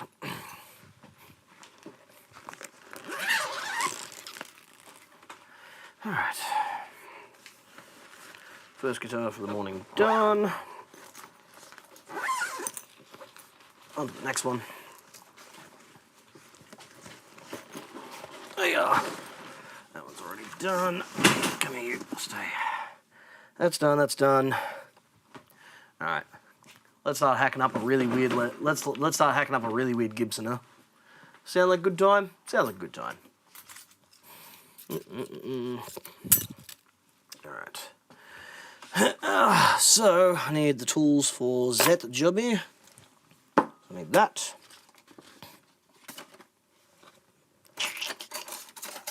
There's my puller jobbers. There you go. My fret pulling jobbers. Then go out of the way there. So that stuff is the fret wire there. Alright, so that can go there. Don't need that, but I will need this. Need that. And I'll grab the jaws and all the rest of that in a minute. Fret slot. Goover calculator. Sweet.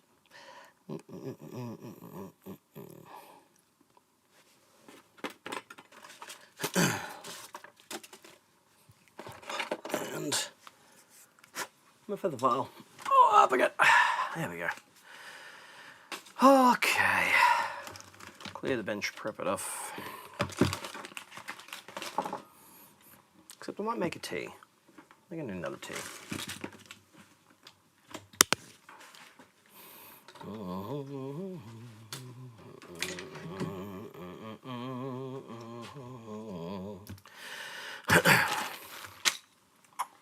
And go back up onto the wall.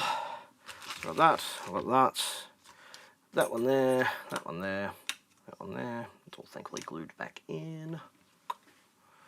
That goes there, that goes there, that goes there, that goes beside it. Sweet.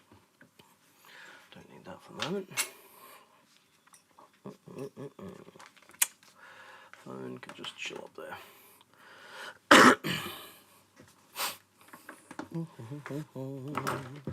Stay. Scalpel. We need a nice sharp blade. Gonna have to do some surgery. Gonna have to cut into this guitar.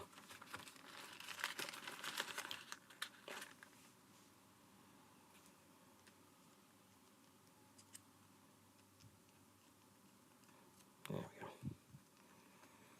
go. So, one thing I want to do though is I want to get rid of the oil on the blade, because when I go to glue the frets in, I don't want the the oil to cause any issues with the glue. You know. Where did I put my? There it is. That's them. Oh, come on. There we go. Stay. Just a wee bit there. Plenty. Where is it? There we go.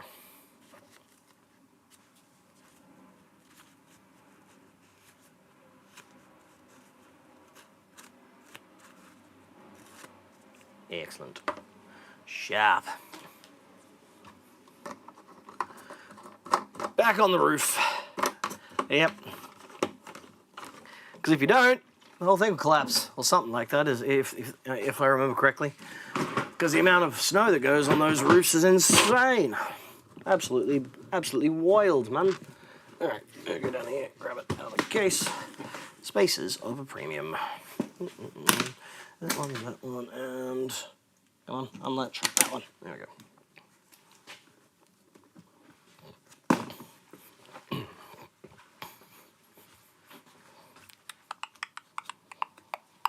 They can go down there, that can go down there, can that one there too, and this one too.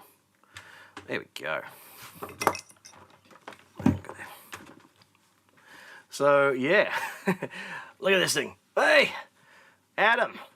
From the man behind Elysian Pickups and Guitars. Does some cool stuff. So, if you're over in the US and you're wanting some interesting kind of, custom pickups or stuff like that done, or something that's different from the usual, check out his website. I'll link it in just a moment because, dude's a smart cookie. He's also got some cool stuff going on with his whole pickup side of things. So, for example, he's got what he calls the tuned aperture system that is patented over in the US and other markets, I'm sure. Which is neat because what it does is it uses a wedge type system on the pickup coil in order to change kind of some of the capacitance and some of the inductance factors around different points of it, because it changes kind of how far away it is from the magnetic pole pieces, and the magnetic pole pieces and similar are what detect kind of the vibration there. So depending on how far away and how close you are to the coil depends on those sorts of factors. Real interesting stuff. Okie dokie. Good old buddy Kahler's. Ugh, nightmarish things to deal with. Sometimes, anyway. Not the worst in the world. Except what I need tea. So, hold that thought, stare at the guitar while I go boil the kettle, clean my cup, do all that kind of stuff. Oy, oy, oy. That goes there, that goes there. Give me some tea.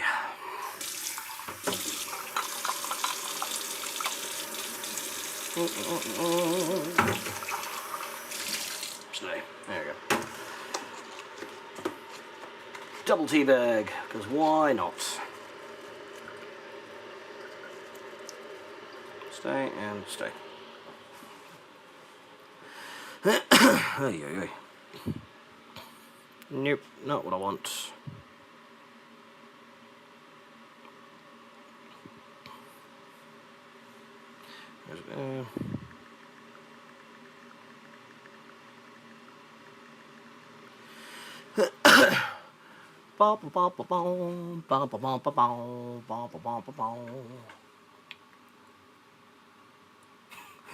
Vibe is certainly a word, that's for sure.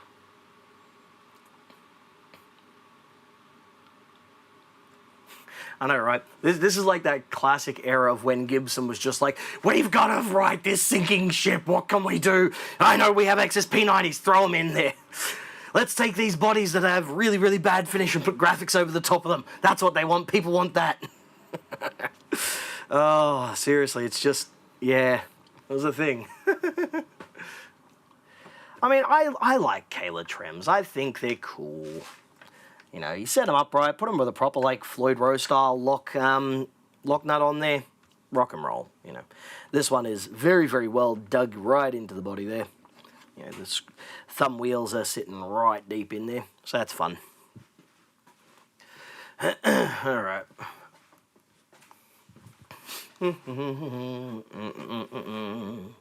Where's the thing? Oh, there we go.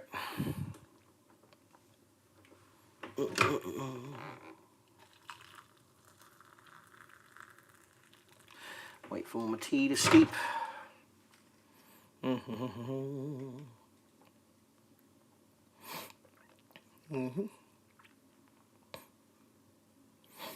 Yes, yes, yes.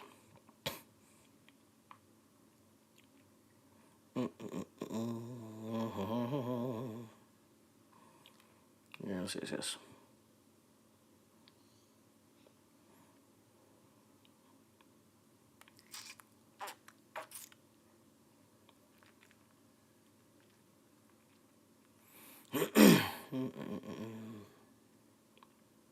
Yep.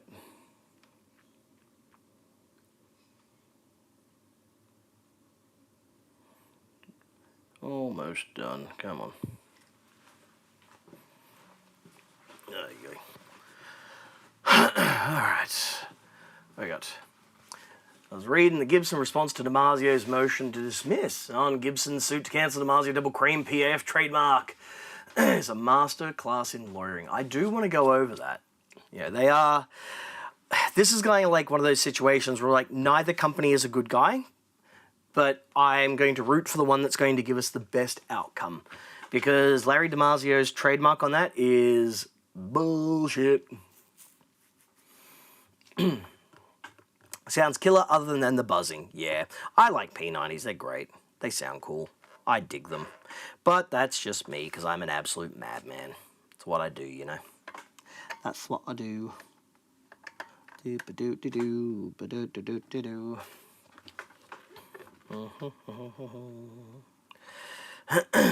Yep. Got the risers at the front, get it all in the right angle. Old school. Alright. Where's my tool? I literally just had it before. I'm rooting for Gibson full stop here. Yeah. Certainly a good idea. There we go. Keep going. Come on. It's one of those kind of like ridiculous type things. It's like when Cadbury tried to trademark the colour purple, you know. It's a colour, man. It is what it is. Ah, buzzing frets, yeah.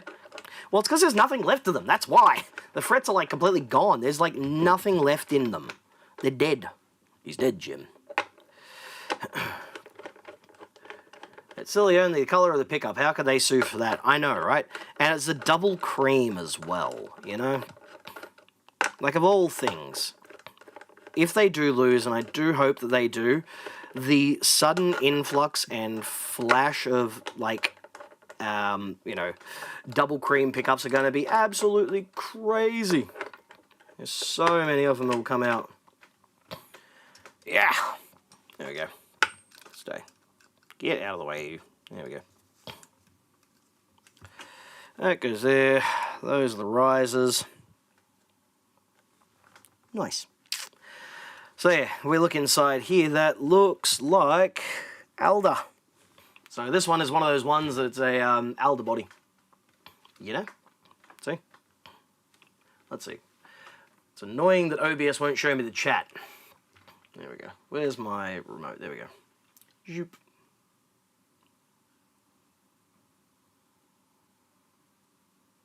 Look right in there. Look inside at the depths of this guitar. That ain't mahogany. So yeah, this is one of those ones that has alder, which was a wood that they used in that period. Works fine. A little bit lighter than mahogany for most things. Not going to be able to hear a difference realistically. You know, controversial opinion, that one.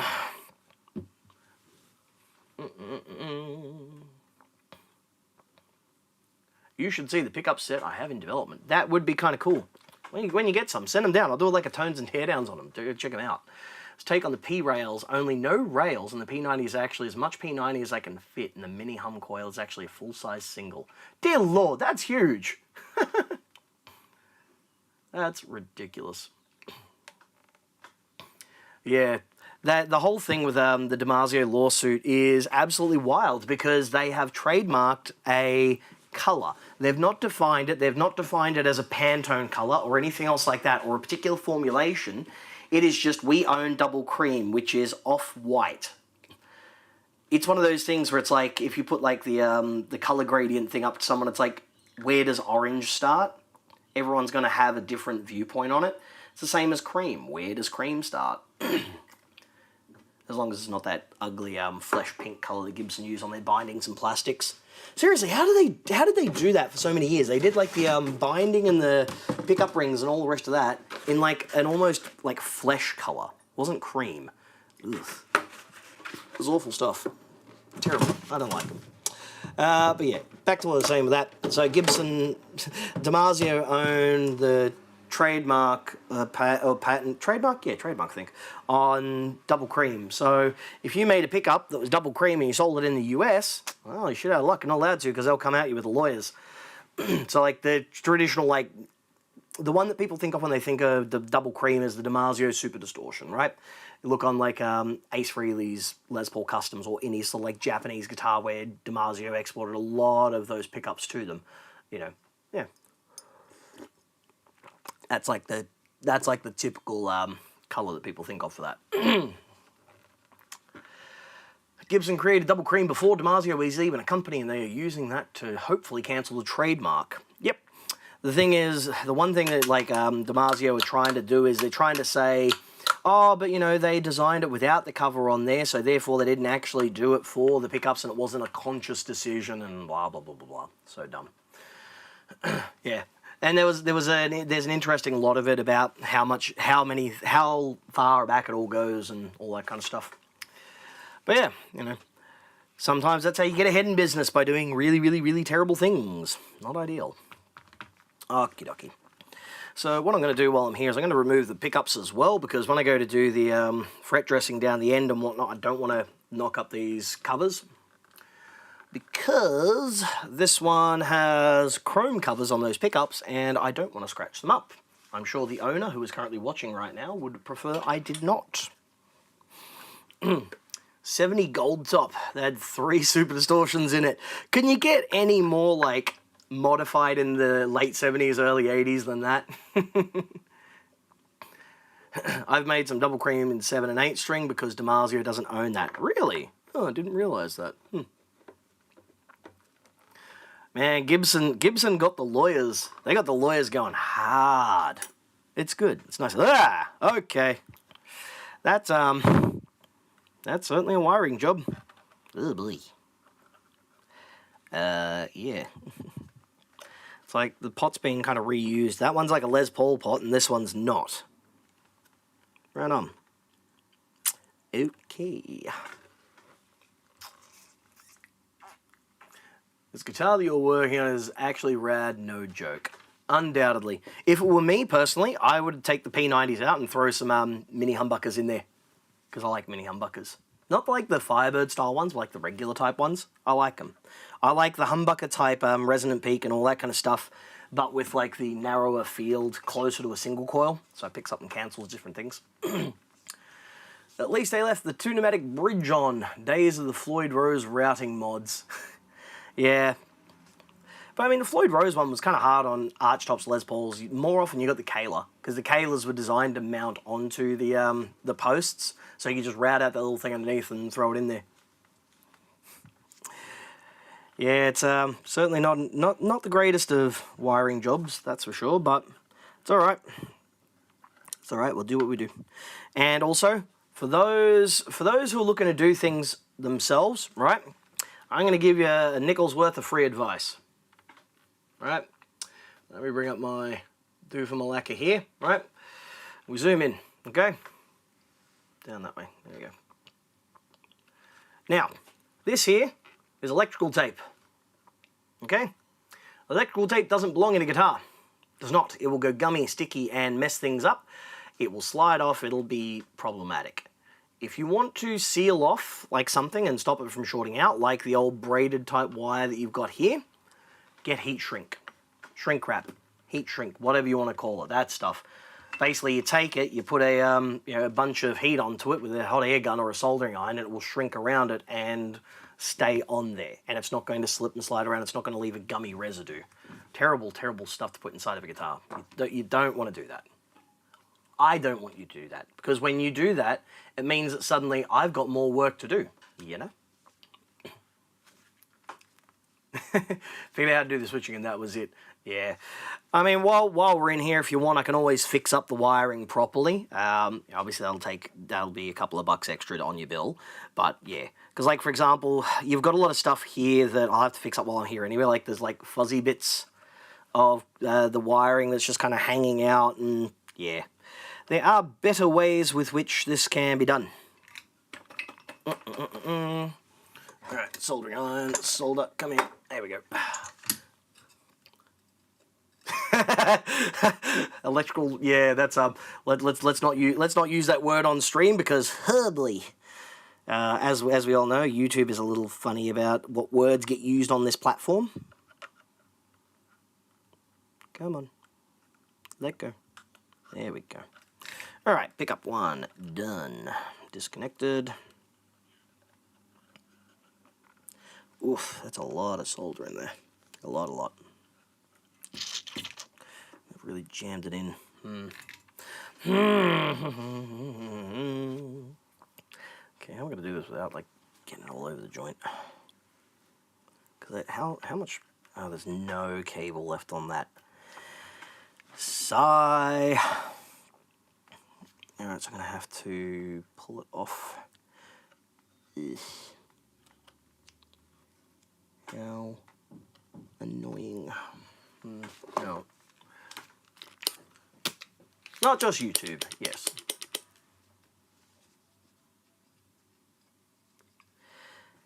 I mean, if this is like the sort of like the degree of the soldering that you've done to it as well, you know, you're going to have to practice a bit to get there because it is kind of haphazard. I've seen worse, but I've also seen a lot better. Also, CTS pots suck. A waste of time. Waste of time, waste of money. You know, good pots get Bournes. Bournes pots are brilliant, you know.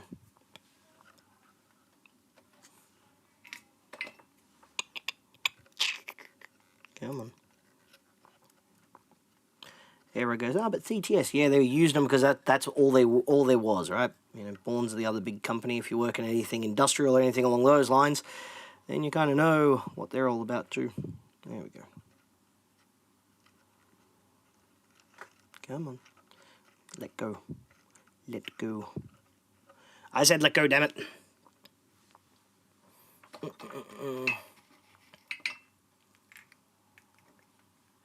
Oh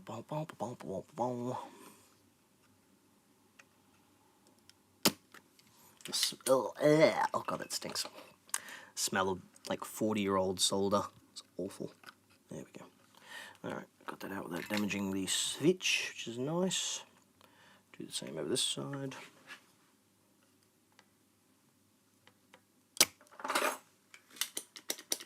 Go. Come on, go. I said go. Yeah. CTS, the only ones that I will use these days is if I'm doing like an old guitar or something like that, and I'll only use the dishback type ones because I've had a big bunch of issues with their 450 series, where what happens is the top of the where it all holds together, right? If I grab one out from here, I should have a couple in the botsy. Oh, who's that? Okay. No, onto the CTS ones. There we go. That one there. Right. So there's like two types of CTS pots. The vintage dishback type ones, they're okay. The taper on them sucks. Like they're really bad sort of taper, unfortunately. There we go. Zoom it in a bit further. Go, go, go. All right, so those are your two types of pots from CTS. Your vintage style with the dish back, they're okay, right? So you see the top half there, how it's like all one piece of like cast zinc, right? They hold on pretty firmly. They don't go anywhere. You've also got the shaft being anchored to the back as well. They work okay. I'll use them in like vintage instruments to repair them that way. But they're not my first choice. Someone comes in and they just go, I want the best pots or something in my guitar. I'll go with Burns, whatever, call them whatever. These type of CTS pots are trash. Absolute junk, right? Disregard whether it's long shaft, short shaft, anything like that, right? If we look here, and it's so long to get this off. It's a nightmare. Keep going. Keep going. There we go. Right. You see how this is made of two parts? This is brass, and this is like folded mild steel, and it goes on there. What happens over time is that this brass bushing gets loose and it starts twisting and it disconnects from that base there because they're two pieces, and then the whole top goes loose and the whole pot starts like disintegrating and the trace doesn't make contact, they go intermittent, and that is why I don't like them, because they fall apart. Dishback ones do not. These ones do, so I don't like using them. Someone comes in, they go, I want CTS. My first question is, do you want CTS because you know you want a specific vintage look and style and feel and all the rest of that, and you want it to be accurate to an instrument that you're currently using? Or do you want CTS because that's the buzzword that you see online and a lot of people like them? You know? When it comes to pots, I much prefer Burns with what they do. So for example, these are the PDB 241 and 181 series. Really, really good quality. So the PDB 241 181, sorry, PDB 241 GTR 01 is this one. So 01 designates short shaft knurled. PDB 241 GTR 02 is the same thing but with a smooth knob. 03 long shaft knurled knob, 04 long shaft smooth knob. This is a PDB 181-GTR 01. Same deal, 01 means short shaft, knurled top. These ones are great, they feel really nice, good quality taper. And then you've also got ones as well like the PDB 241 GNLs. So these are a no-load pot. You can tell they're a no-load because they've got a little notch on the back there.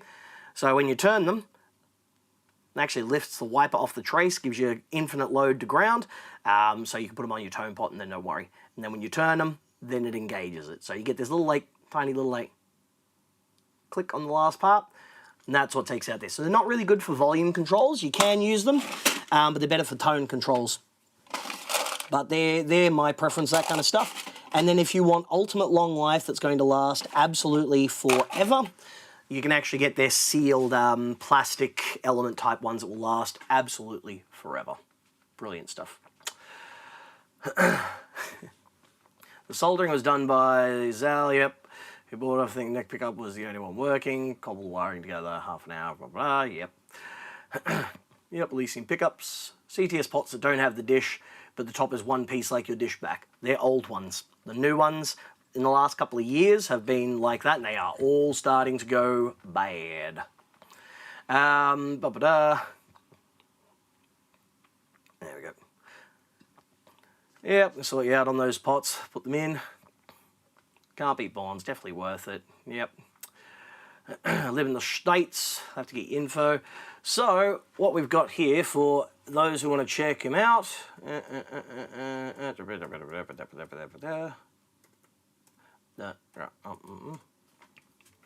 Come on, load up. There we go. So if you want some really cool, interesting pickups, there you go. There's a link to Adam's company there, Elysian Pickups. Well worth it. You might have seen the classic thing of Gibson USA out there that they did like the double cream. This is the madman who actually built one, put it in a solar guitar, and then took it to NAMM. So yeah, that was kind of cool. I still rate that. I love it. It's brilliant. It's kind of like taking the, obviously there was the Mother Bucker back in the day, the triple coil one, but Ibanez also did an S-series model that had a 3-coil pickup as well. It was the same sort of deal. It was absolutely wild.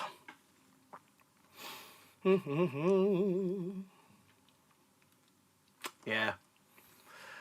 Yep, those old pots were kind of cool, but then they changed it, and that's when I started finding a lot of them were coming in and having issues, and yeah, it was an absolute nightmare. So, yeah, and between that and how the taper on them just kind of goes from, like, nothing to suddenly, oh, hey, hi, I've now got signal. I don't know, it just didn't quite work for me. So someone comes in and they ask for a good quality pot or something like that, I will show them a Burns, and I will go, this one here's what I recommend. And hopefully sometime later this year I should have my parts website happening, because, you know, I'll keep going with the secondhand stuff, but a lot of people ask about parts, and, you know, I can source them. I'll get the parts I trust and recommend. So guitar parts, amp parts, pedal parts, stuff like that. Hopefully. Come on. There we go. All right.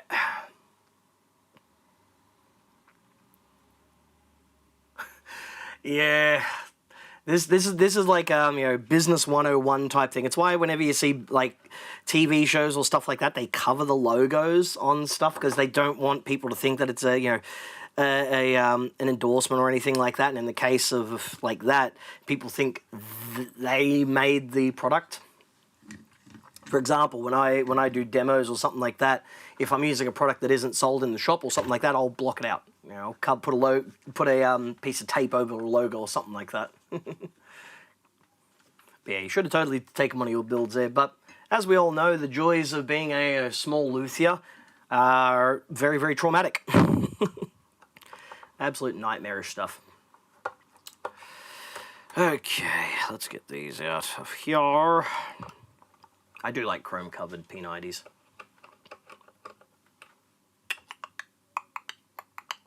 Doop-a-doop-a-doo, doop-a-doo-doo-doo-doo. Oh yeah, just a chunky bit of foam. Foamy foam. Come on. Ugh, you're gonna be like that, are you? Stay. Everything's gonna be a tight squeeze again. Ugh, there's so much gunk on there. Awesome. What is that? M. Bridge. I have no idea. I have no idea who that company is. Someone.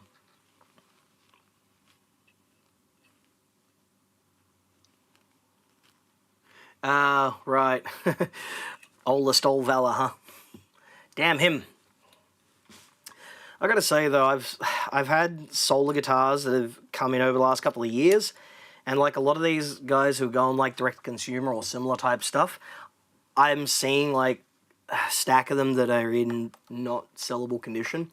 I had a customer bring one in. It was an A 1.6 Evertune, I think it was, potentially. I can't remember. It's been a while. But yeah, brought it in, and one of the tuners was completely balked. The locking thumb wheel was like completely detached. And the fretboard was detaching, like completely coming off.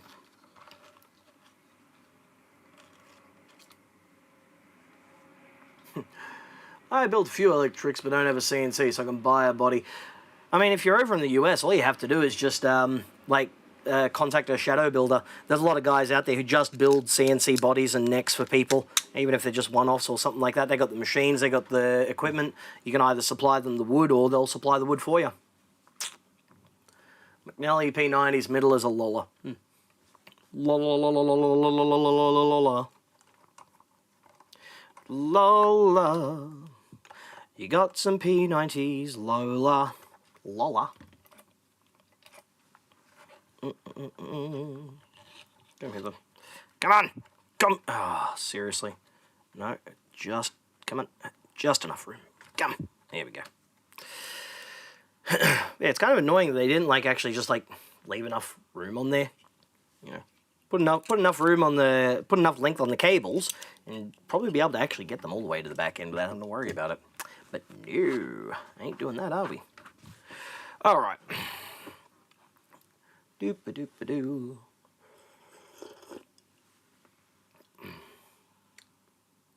Looking at the solars, wouldn't use the hardware or the electronics. Yeah.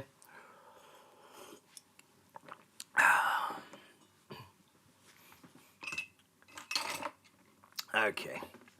Now comes the fun part. Taking to the guitar with a scalpel. Yeah.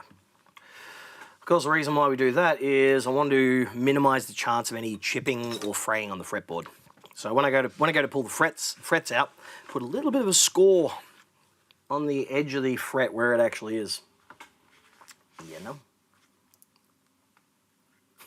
Yeah, cut the wires so damn short. Yeah, so like with these, what I'll basically do is I'll show you down on like this end of the guitar first, and then I'm going to go about going from top to bottom, because that's just easier. Sloop. There we go. It's really blown out. It's a problem with with black guitars and stuff like that and all that's going on. There we go. So for example, on these frets around this area, as they pull up, because you've got the grain that's running parallel like that, and you've got the barbs underneath, the barbs sit under and the fret and the fibers connected like that, they're going to pull up and they're going to join. But if you cut them along that point there, they'll lift and then they'll separate at that break point there. Minimizes the chance of chipping out. Makes it far, far easier. The tuners aren't even close to Goto quality, which in my opinion is a bare minimum. Correct. And the weird part is Goto, you can get them like super cheap through wholesale. I've spoken with Goto, I've spoken with their distributors. You know, you can get them relatively easy. But everyone wants hip shot. You know, the hipsters all love them. Thoughts on a P100 pickup? Yeah, they're fine.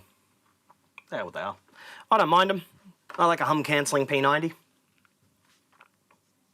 I like P90s in general. I like pickups. I like a lot of things. There are certain ones I don't like, though. For example, I've yet to find a bare knuckle pickup I actually like.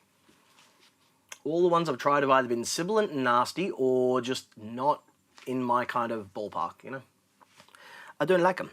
But as I was saying, if we slide down here, what we do is we go just like that, just a light bit of a score, just along the inside edge of the fret, just so that if there is a chip, it's not going to follow along the rest of the fretboard. This fretboard does have some kind of divots and nastiness to it, so I'll check it out and see whether I've got to take a huge amount off of the fretboard to sort the radius out, because it's going to be all over the joint because it's an 80s Gibson. Wait, sorry, I made a mistake there. It's going to be all over the joint because it's a Gibson. You can just as easily get a guitar that's spec'd as a 12-inch radius, that has a 12-inch radius, a 9.5, or even a 16. Depends on what day of the week it is, really. But the bridges are all radiused for 12-inch.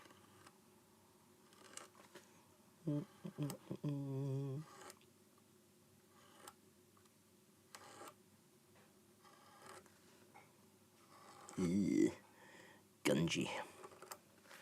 That's nasty.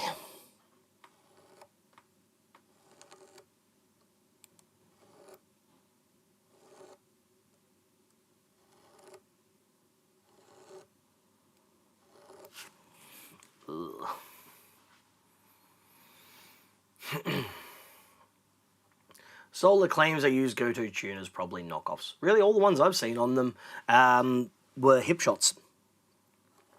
Hip shot locking tuners, which I don't like, and they feel chintzy. I don't like thumb wheel locking tuners. They seem inferior because you can over tighten them. You can go too much. Top locking tuners look better. The mechanism is more compact. There's less weight to them, and you have to really, really try so hard to over torque them, because all you have to do is pull the string straight through, start tuning up. The mechanism will grab, and then as you stretch the string in, it'll tighten down as much as it needs to. It won't get to a point where you overdo it and jam the mechanism or strip the threads or something, you know? Ceramic pickups. Yeah, look, ceramic versus Alnico is not a discussion. It is dependent on what the use is, you know? You can change the magnet out on a pickup and suddenly it sounds very different. The main thing when it comes to changing out the magnet type is it's got to do with how strong the magnet is and the field shape and intensity, right? So, for example, Alnico was used because that's what was available back then. And then you went through various formulations, Alnico 2, 3, 4, 5, all the way up to like there's Alnico 8 these days. As you go up, you get a much greater density in the magnetic strength, right? Stronger magnet means it's going to have more output and more pull on the strings as well, right? That's why you put a ceramic magnet in something where you want like insane high output, because the relative density for the same size bar magnet is much higher, much more oomph. And sometimes you'll do what they used to do back in the 70s and 80s and actually stack magnets on top to get more of that. Ceramic magnets have a bit of a bit of a reputation because they're also used in cheap instruments because they are so much cheaper to make than Alnico. Just take a bunch of material with some ferrite inside of it, cast it with some where it's made with epoxy and all that, and you put it across a little mechanism, puts current through it, bam, you got a magnet. Far cheaper and easier.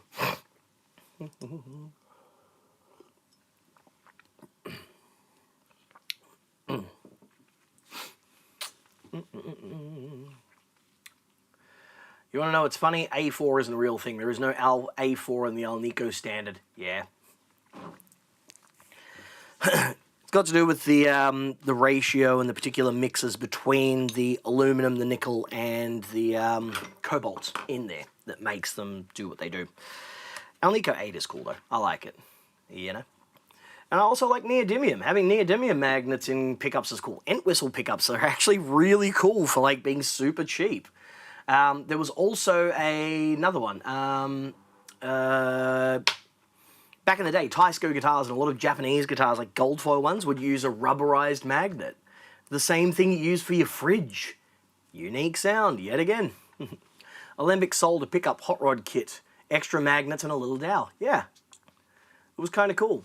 For example, one of the a famous pickup that's actually for that, I've actually got a set of them down here. Where are they? Down that section there. Those ones, not them, not that. Where are you? I know you're here somewhere. There we go. There we go. Come here. Come on. Nice. Tony Iommi signature set. Alnico 2 and Alnico 5 magnets in there. There's the extra magnet on the back of it. Just how it was back in the day when they made them. Yeah, they sound super cool. Extra charge them up. They have a unique kind of tone to them and various other things.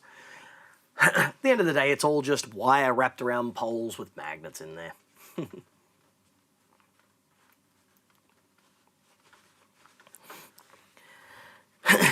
Yeah, back in the day with Gibson, they just used whatever the hell was on hand. Alnico 2, Alnico 5, whatever. Pfft, we got that? Yep, so let's just get a stack of that. Let's put it in there. They didn't care. That wasn't how it was done, you know? Alembic sold a lot of wild things. Very wild company. Although, there is one Alembic product I've always wanted, and that's because I'm a big sucker of a big sucker for Typo Negative, one of my favourite bands. And Peter Steele, for the first like 2 albums, and also when he was like playing in Carnivore and stuff, had an Alembic spoiler. Proof that you didn't need a super long scale bass to have low tuning. So the Alembic spoiler is a 32-inch bass that Alembic made that was kind of like a cheaper instrument in their range, like cheaper, but still like, you know, obviously Alembic and that. Yeah, you could pick them up for, you know, a pittance back in the day. And his one, of course, you know, ripped the pickups out, spray painted it black and all that, and recorded Bloody Kisses, Origin of the Feces, and Slow, Deep and Hard with it, as well as Carnivore albums. They sound sick. I've always wanted one, just for that.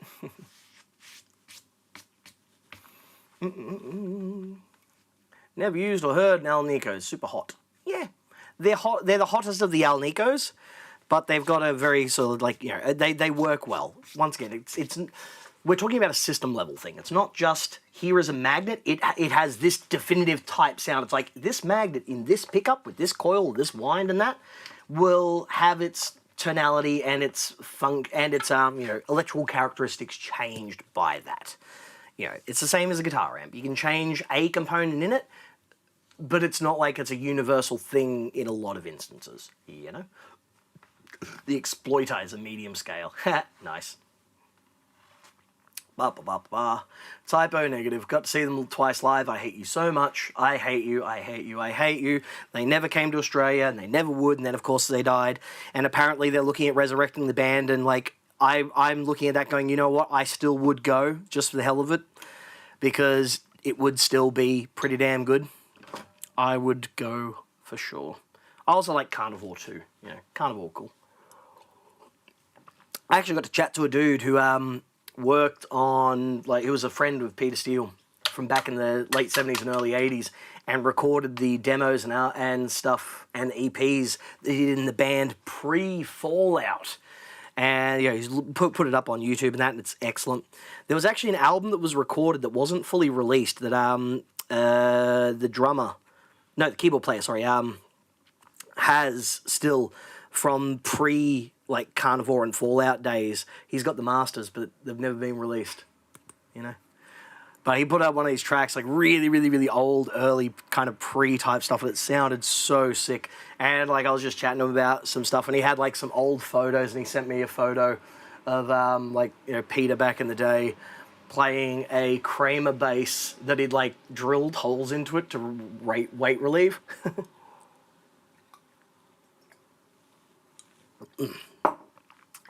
All right. 12 years ago, I bought a Gibson P94. Don't really like that much. Put it in bridge, maybe able to tweak it. The P94 is a fine pickup. Does what it does. All right. We're ready for some surgery. Make sure that my soldering iron reaches all the way over. Yep, nice. Let's put it over here so I don't damage anything. Couldn't do it, having seen typo negative and multiple errors. Yeah, well, you live in the US, I live in Australia. We're lucky if we get bands come over here before they fizzle out. And if they do come here, it's a, like, massive amount of money. Ugh.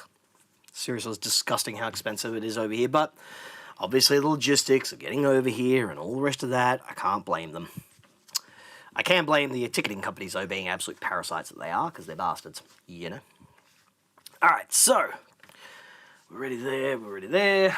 I'm going to just drop the temperature on the soldering iron a wee bit so it's not quite so hot. I've been playing bass lately, actually, trying to learn bass technique at all. I'm not just a guitar player. Yeah, well, I used to do session bass work and stuff. So, like, I had a big, massive 6-string bass. I had 5 strings, I had 4 strings. So I could do the finger thing. I can slap. I can do that. I can play like a bass player, not just a guitarist who can pick up a guitar. It is a different kind of vibe, and a lot of people don't realize that. You know, they don't realize that, you know, playing bass is its own kind of instrument that, whilst it has, you know, frets and is tuned to the same 4 fundamental notes as a guitar, it's a different thing. You know? All right, chip stop with that. So don't be surprised if I don't speak a huge amount while I do this, because the last thing I want to do is destroy this guitar. You know, I want to make sure that I do the thing that it needs to and sort it out. Heating up the fret, because heating up the fret means that the fibers will hopefully contract a wee bit and be a little bit softer and let go. Keep going. I have to bump the heat up a wee bit. Up there. There we go. Just bought a 6-string bass. Been playing bass in a Black and Death band. Yeah, nice.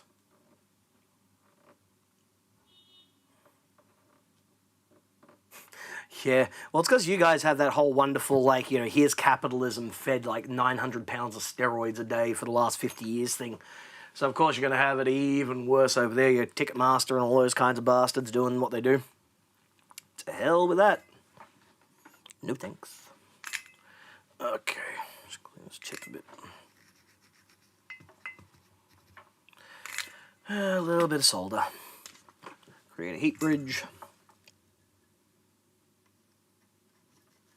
There we go.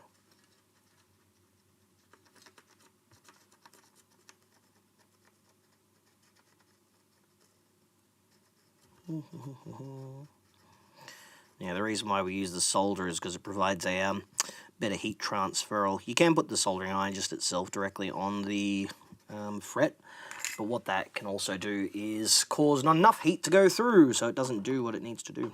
Under we go. Come on. God, go in there. Get in there. There we go.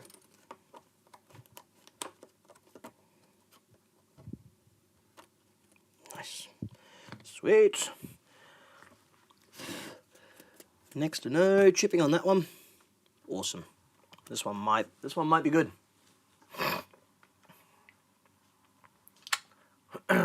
Finally fix this R-cam. Why did you take on a CD player? Why? You're a madman. You're insane. No. No. No. We'll not touch it. Tape decks. Okay, sure. You know, reel to reel. Yeah, okay, cool. CD players. Nope. Nope. Nope. Nope. Just go buy a $2 one. It works the same. You're not going to hear the difference. Nyquist theory and all that jazz. Joe, have you ever worked on an Ampeg VT22V4? Probably. My name is Six. It's right there on the shirt. Yeah. They are something to work on. Old Ampegs in general are something to work on. That something is a pain in the ass. Especially some of them with the way that they have the caps, the way they are. If you grab them in the wrong section and you don't have the cardboard in place, they're going to bite you and it hurts. I haven't copped that myself personally, but I do know several people who have. And it's unpleasant. Ugh. So much schmoo on this fretboard. In the corners and that. It's decided. Wait, like, that's how I can kind of tell that the fret's ready to be pulled up, is that I see the little green, like, bits of goo, like, bubbling up. There we go. Fret there, fret there. Where's my little box one? No, my box. Invent me box for them. There we go. No fret box. There we go. Put the frets in there.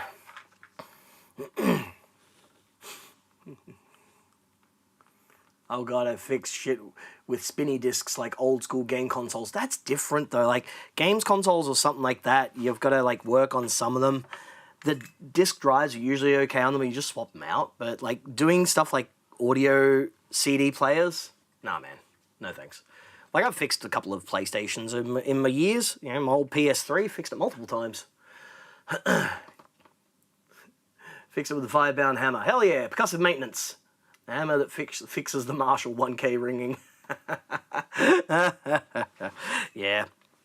Speaking of Marshall, as we brought up before, yeah, if you have a JCM 2000, now is the time to get rid of it, because Marshall have officially announced that they have discontinued all of their support for the JCM 2000 series boards.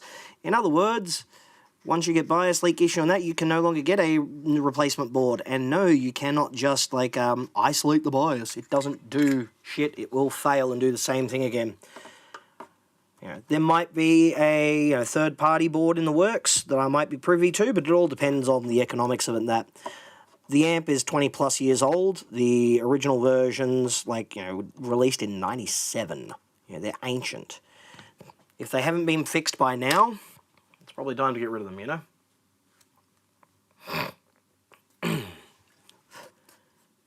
I'm liking this one. This one, this is where those little teeny tiny slices in the board have helped as well, because it's stopping the few chips that are coming up from actually progressing any further than the edge of where the fret is.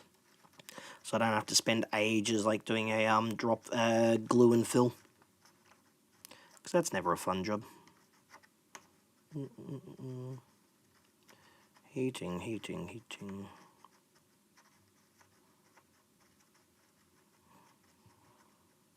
Yeah. Thankfully this one doesn't have binding, because when they have binding, you've got to be real careful. Ooh, there we go, there's a chip. You've got to be super careful. If you're not, what ends up happening is you get the binding on the ends catches fire. And it goes poof. Alright, so I've got one little chip out there that I'm going to put a drop of glue in, just hold it in place.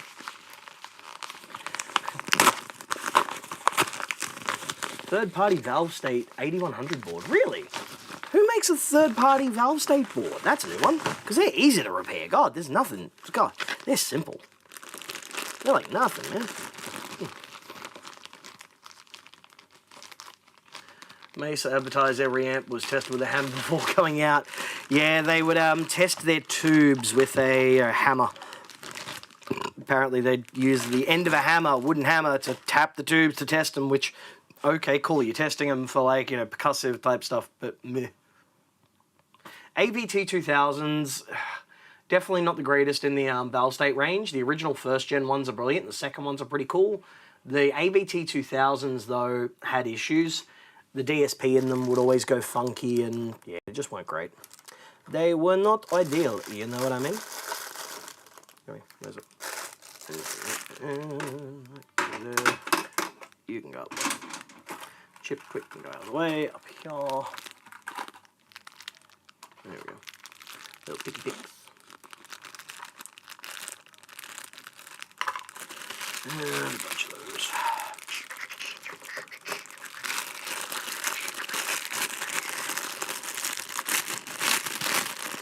There we go.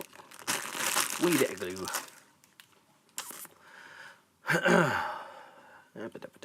Okay.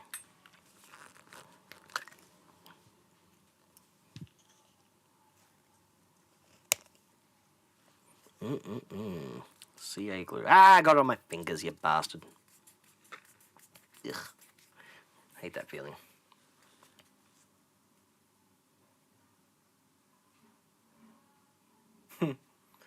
Yeah, fair enough.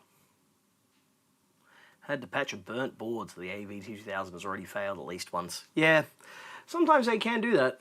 It's not ideal, you know. Alright, where's that patch? I see you there. Just going to wick a little teeny tiny drop of glue under that.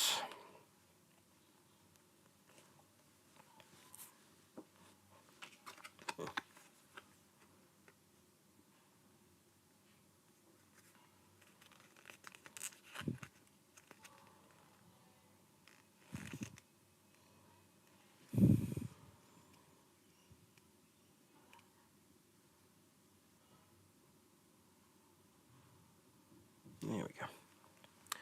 Tiny wee drop.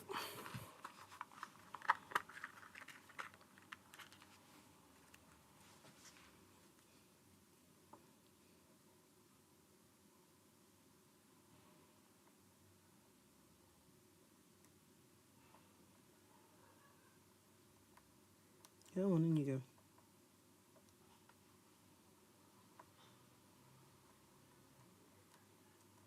There we go. Sweet. Nice. That'll do the jobby.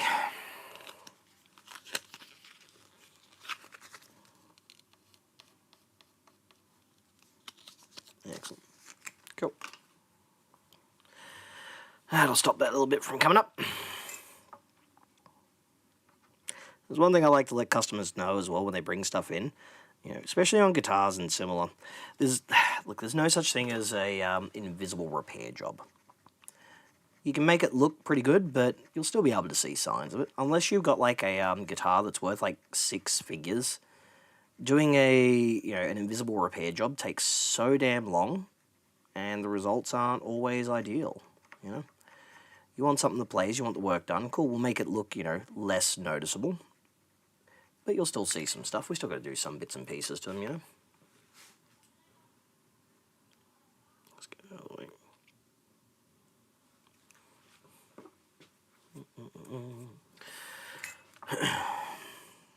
Keep going. There we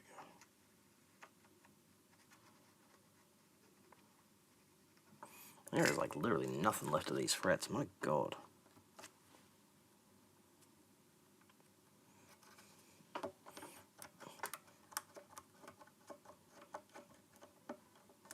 Yeah.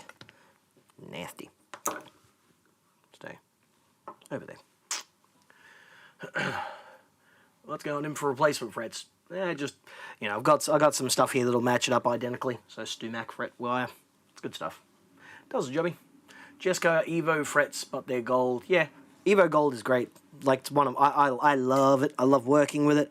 I like using it. I've got it on one of my guitars, which is an old ESP Custom from the 80s.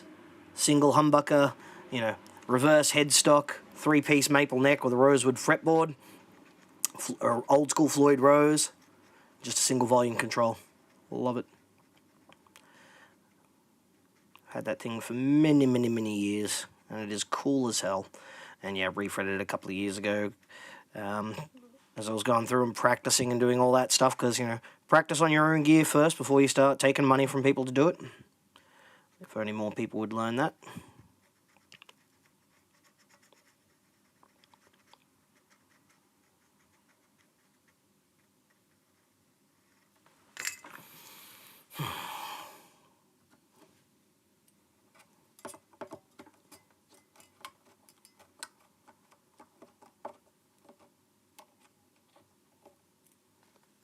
Okay, so we're not going to be quite as easy on this one as I thought.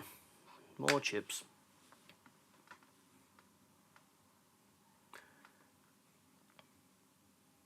Partial refret? No. I can hear a little difference from stainless steel. I mean, a double blind, I wouldn't be able to. Most people wouldn't. At the end of the day, the hardness... It's not like we're talking the difference between, say, for example, a piece of sponge and a piece of wood. We're talking about two pieces of metal that are both kind of as hard as each other. The main difference is, you know, stainless steel, you're obviously going to... They're going to last longer. That's kind of the big one. You know? Alright. Let's get this chip glued back in. Damn thing. Actually, just quickly wind up. Stay.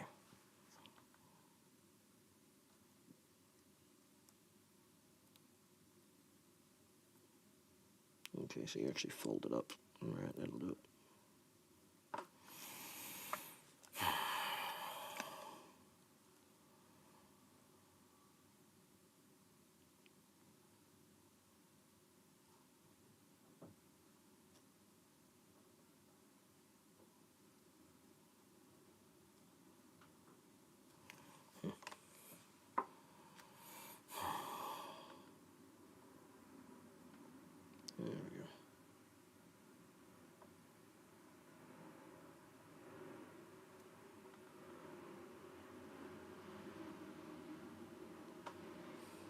There we go.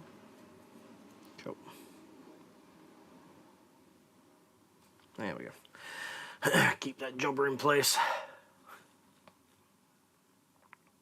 Stainless will tear up your tools and kind of bright, but they last. I mean, the brightness isn't really a thing here and there. I mean, like I said, you know, as long as it's good transference and all the rest of that, it's not like it's magically allowing more, like, frequencies to emanate that, because at the end of the day, it's bolted to a piece of wood, and that's like the softest part of the system. You know, might have a slight bit of a difference, but there's going to be so many other things in the system that are going to change just as much, you know?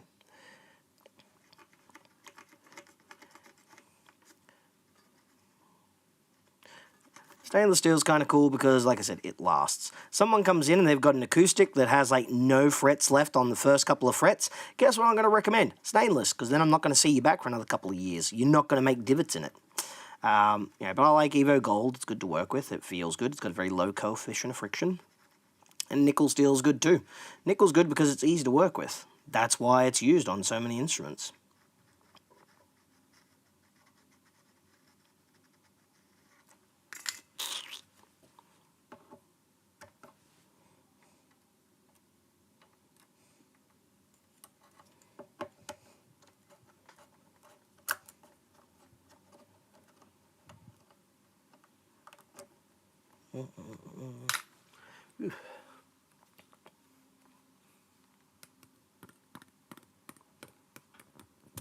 You just need tools designed for stainless. Yep. Gotta be able to withstand the abuse and the hardness. You know? You know? There ain't nothing left of these frets at all. They are so damn flat. They're like, these things like down to like 20 thou on the high end. By high end, I mean treble side. There's like nothing left of them.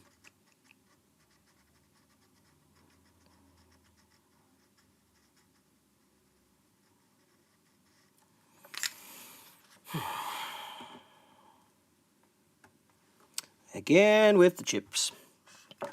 This one is going to be a bit problematic, isn't it?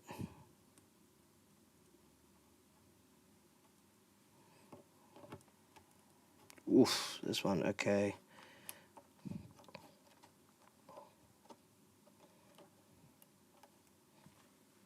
Big chippy chip chunks there. Easy.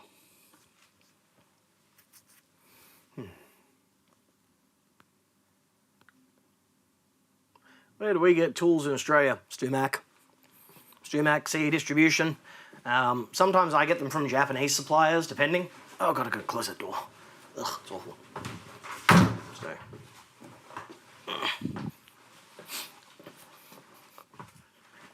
Yeah, Stumac kind of have the market cornered because of their whole Stumax thing that they do, which means that we get free shipping on stuff.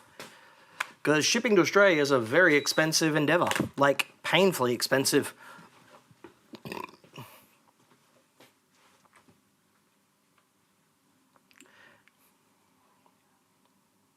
It's now a sort of oud. I actually have worked on an oud before. Had to re-inlay some of the pearl on the end of the fingerboard, and one piece was missing, so I had to cut a new piece to put it on there. It was neat. Come on. No. Gonna be one of those ones, aren't you?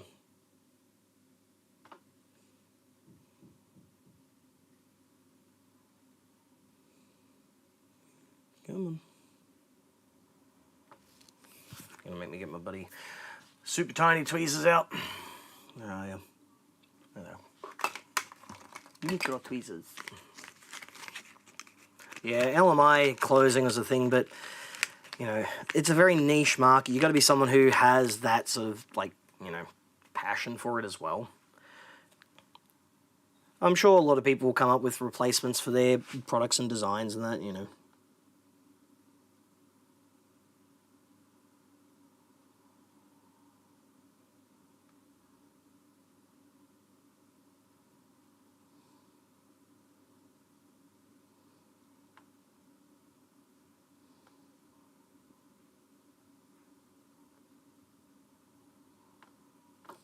Don't mind me, I'm just trying to finagle a really, really, really tiny sliver of wood back in. Woods are pretty cool.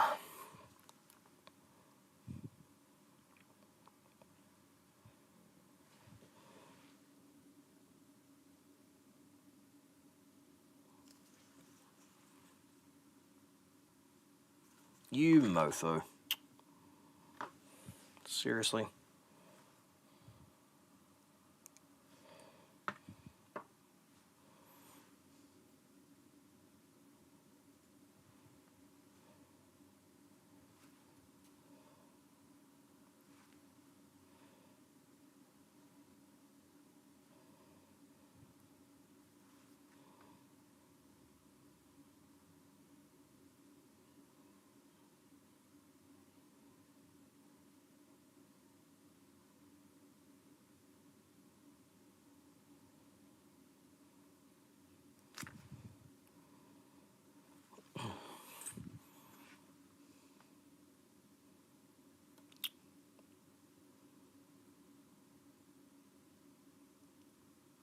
No.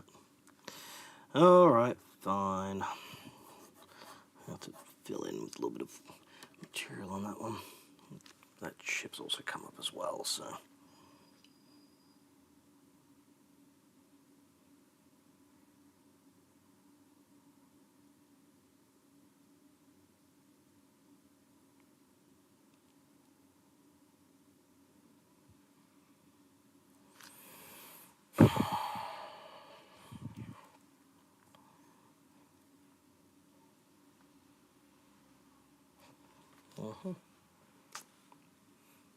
Italia put the bridge in the wrong place. Of course they did.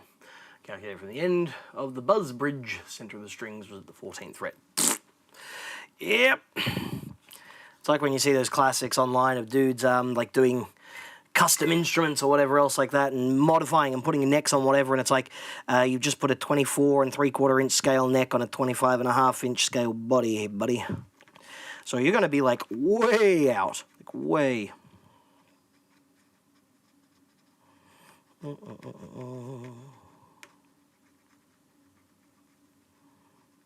Keep going.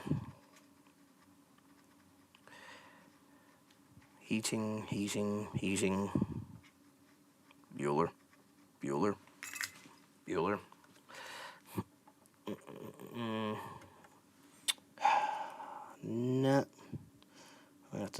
do some heavier scoring on these frets.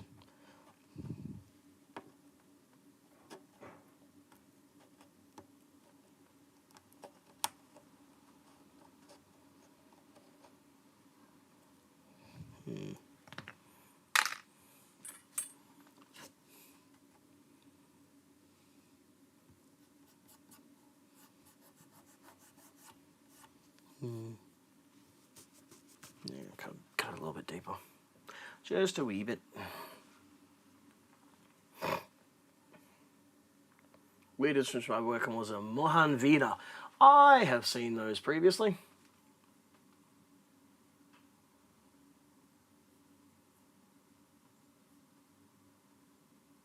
Yep. Yep. I've got a Shahi Bhaji or whatever it is here in the store, which is like a like the Indian version of the Japanese Taisho Goto. So it's got keys on one side that you press to play, but it's also got drone strings in that as well. It's absolutely insane. Well, fret files from a Japanese company, a lot cheaper than StewMax, but work well for crowning tools. Yeah, most of my fret files and that are all Japanese too. My nut slotting files, I should say. Yeah, Japanese tools are brilliant. Hosco make them, obviously. You know, so the Hiroshima Ukiyo-e, I think it is. I don't know. Hiroshima-based company that makes files.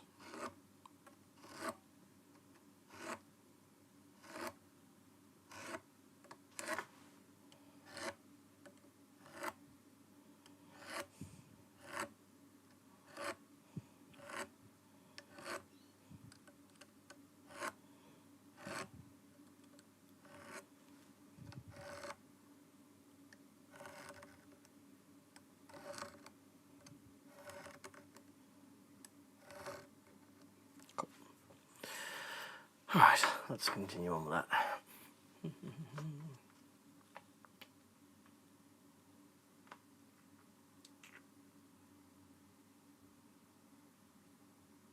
Uochikyu, that's it. Uochikyu. Good quality stuff. You can get them in every single fret, every single size you can imagine. Although I honestly am like so tempted by the StewMac diamond files they have. I look at them and just go, oh, they would, oh, no more chatter, none of that, and they would last theoretically a lifetime. But then, of course, the diamond coating on them would be real crap, and they'd peel off. But, you know, StewMac at least, you know, bless them, they will replace it. You know, if you buy it and go, hey, I've had it for 10 years and it's dead, they will replace it. They're nice like that, you know. Alright.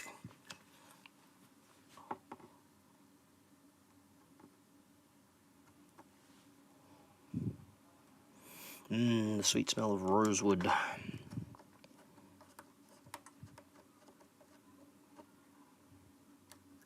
we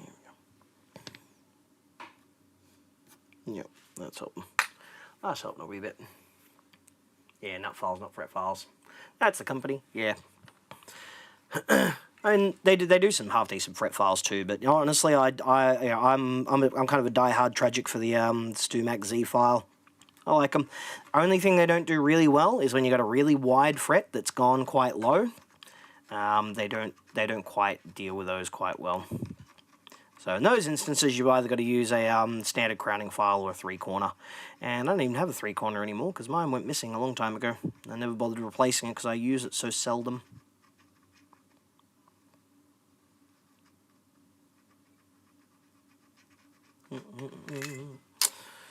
Okay.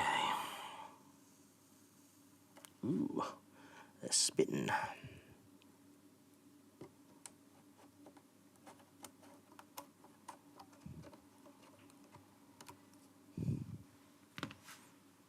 Ow. Again with another chip coming out. Come on, you. Go back to your home.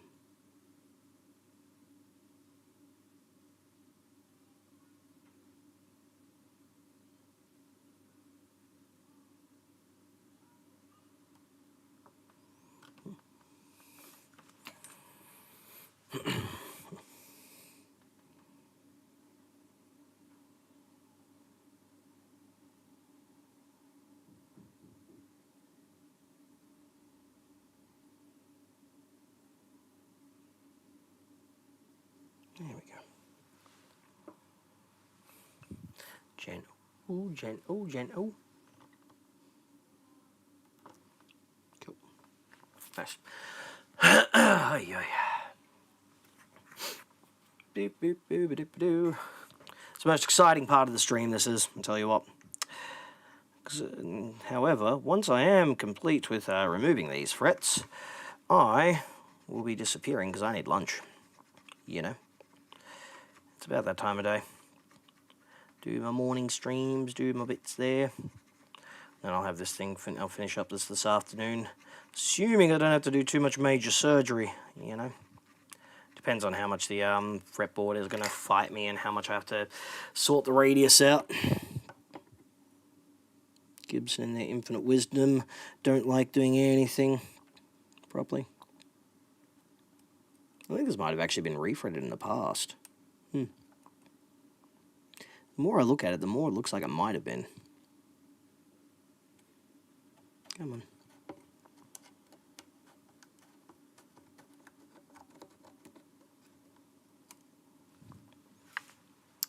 'Tis a theoretically potential thing. Martin J came in with 4.5 action. Have fun with that one. And separating Formica rear side joint. So quality. Don't bother, man. Just send it back to the customer. Let him deal with it. Tell him to go to Alpha and say, mate, nah. Made out of kitchen bench material, stuck together with super glue. Remember that one I had that was white and was like a $5,500, $6,000 limited edition one? Had the melamine. Was it no, not melamine? What's the stuff Fender make their nuts out of again? I forgot the name. That stuff, the plastic for that, the bridge and the fretboard were made out of it. And yeah, I spoke with Martin about it, and they're like, yeah, we use super glue to stick it together. I'm like, no, I'm going to pass on that, thank you.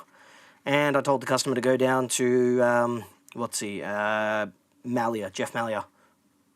Because he's the guy up in Sydney for Martin-based stuff. And I'm like, you know what, sorry, but I'm not going to mess around with that, because if I mess it up, I'll mess up the finish, or it goes elsewhere.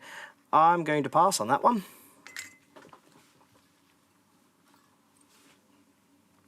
Anyone seen the Canadian Bluetooth String Tech workstations? I have not. Never heard of them. Like I said, I don't really follow many other luthiers or techs and that. Only a couple that interest me.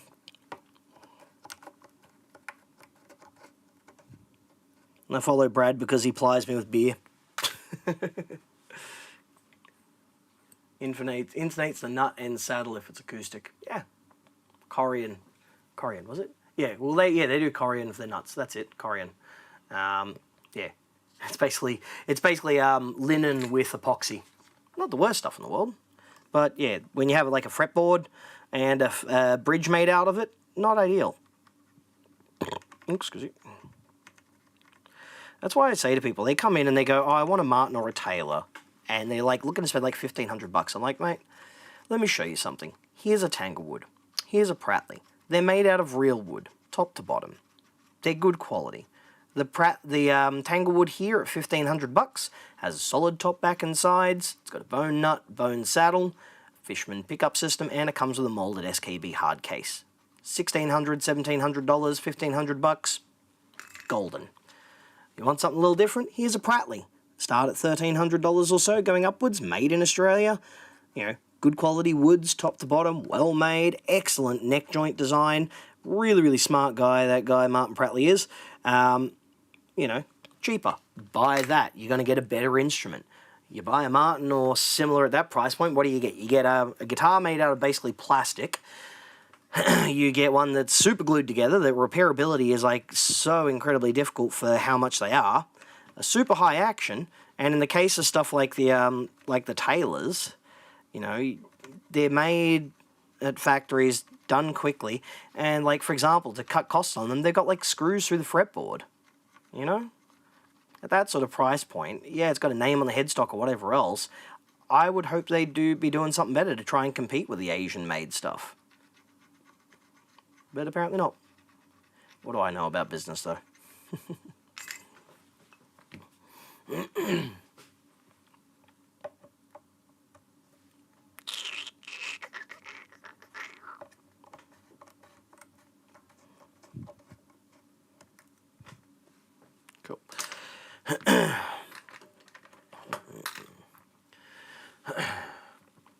Malia fixed my 64 Melody Maker. Brilliant job. Couldn't find the broken headstock after. Bought it broken for cheap and doubled my money. Yeah. You know, doing a broken headstock repair and making it like almost invisible, a half-decent luthier can do that. You know, Brad does a lot of that stuff as well. He's phenomenal at what he does. I do the occasional one. But yeah, stuff like those Martins, nah. It's like when someone comes in and they like complain about the fact that they say, yeah, my turnaround is like, you know, a couple of weeks, maybe a few months, depending on what it is. And they go, oh, but that's forever. It's like, dude, there are some people out there, like your Jeff Malliers and whatnot, where their turnaround time is you drop it off, do not call. It'll be done when it's done.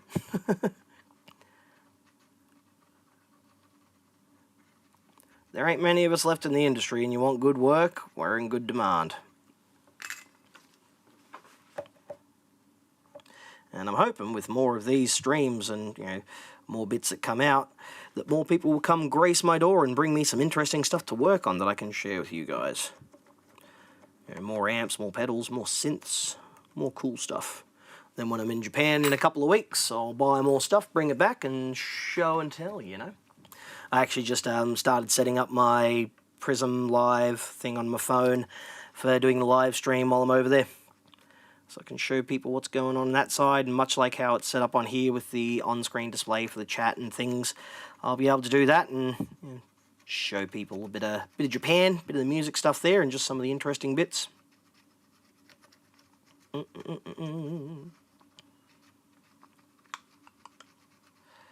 right.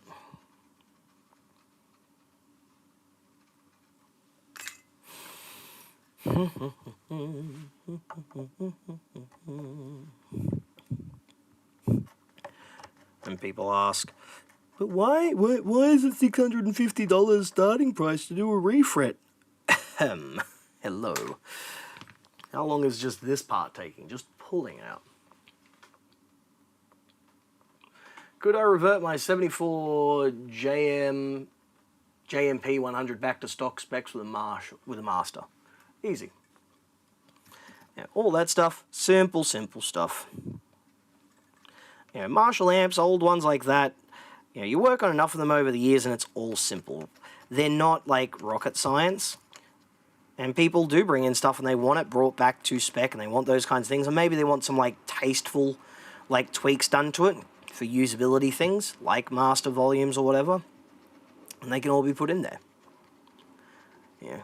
There's the things like the Llama master volume, post-phase inverter master volume, crossline master volumes, which aren't great in JMP type circuits, but they can work. Then, of course, the way that Marshall did it, which was terrible, on the 2204, the first versions of them, by just putting it straight after with the EQ section.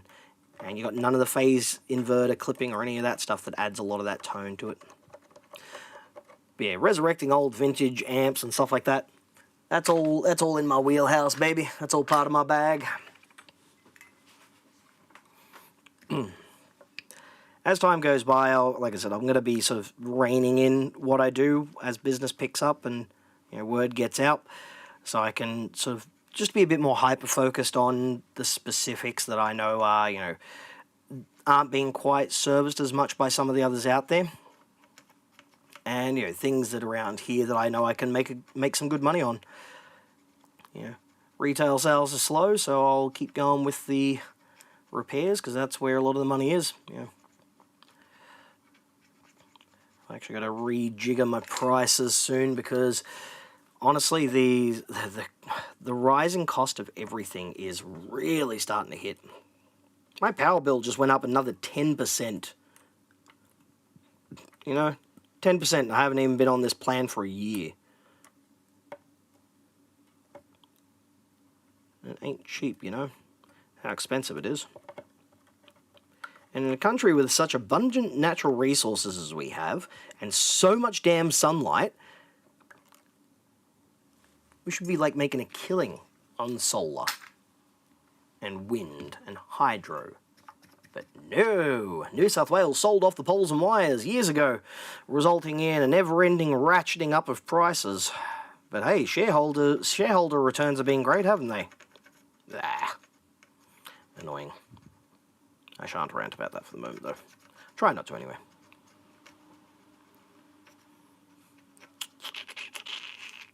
Dooba-dooba-doo.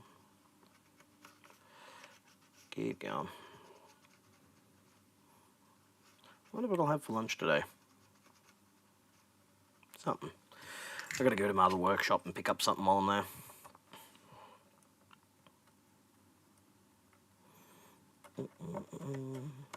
See if that dumpling place is open. They're pretty cheap. Spend as little money on food and all the rest of it as I can at the moment. Save my pennies for my trip to Japan. 0.5 mil at the 12th fret. 4.5 mil, sorry. Yeah. But, you know, it's not that far off what they were spec'd from factory back in the 20s and 30s. There's a video that Ted Woodford did not that long ago, and there was a guitar that he had that he was doing a repair on and doing some, like, setup stuff on there, and he was talking about, like, vintage guitars, the heights they were set at, and he found a photo of someone who shared it on Instagram of an original hang tag that came with a Gibson acoustic back in the day, showing the fret heights at the 12th fret. Sorry, not the fret heights, the string action at the 12th fret. And, like, the acoustics, right, the flat top acoustics, were set to about 3.8 to 4 mil from factory. The electrics, the Les Paul, except for the fretless Wonder, was set at 2.5 mil. 2.5 mil on the low E string at the 12th fret. That's like what we'd call bluesman territory these days. But back in the day, that's just what they were.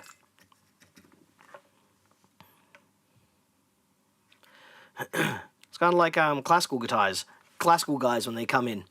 You know, some of the guitars I set up for them, they got like 4 mil on the 12th fret. And then they go, can I get it a little higher? You know, maybe another half mil? Like, are you insane? And then they play these absolutely wild, like, you know, like, what's he, drawing a blank. Like, licks from, like, Bach and similar type things, you know? They go, no effort whatsoever, just doing it, bam. My word. Okay. Come on, here we go. Here we go.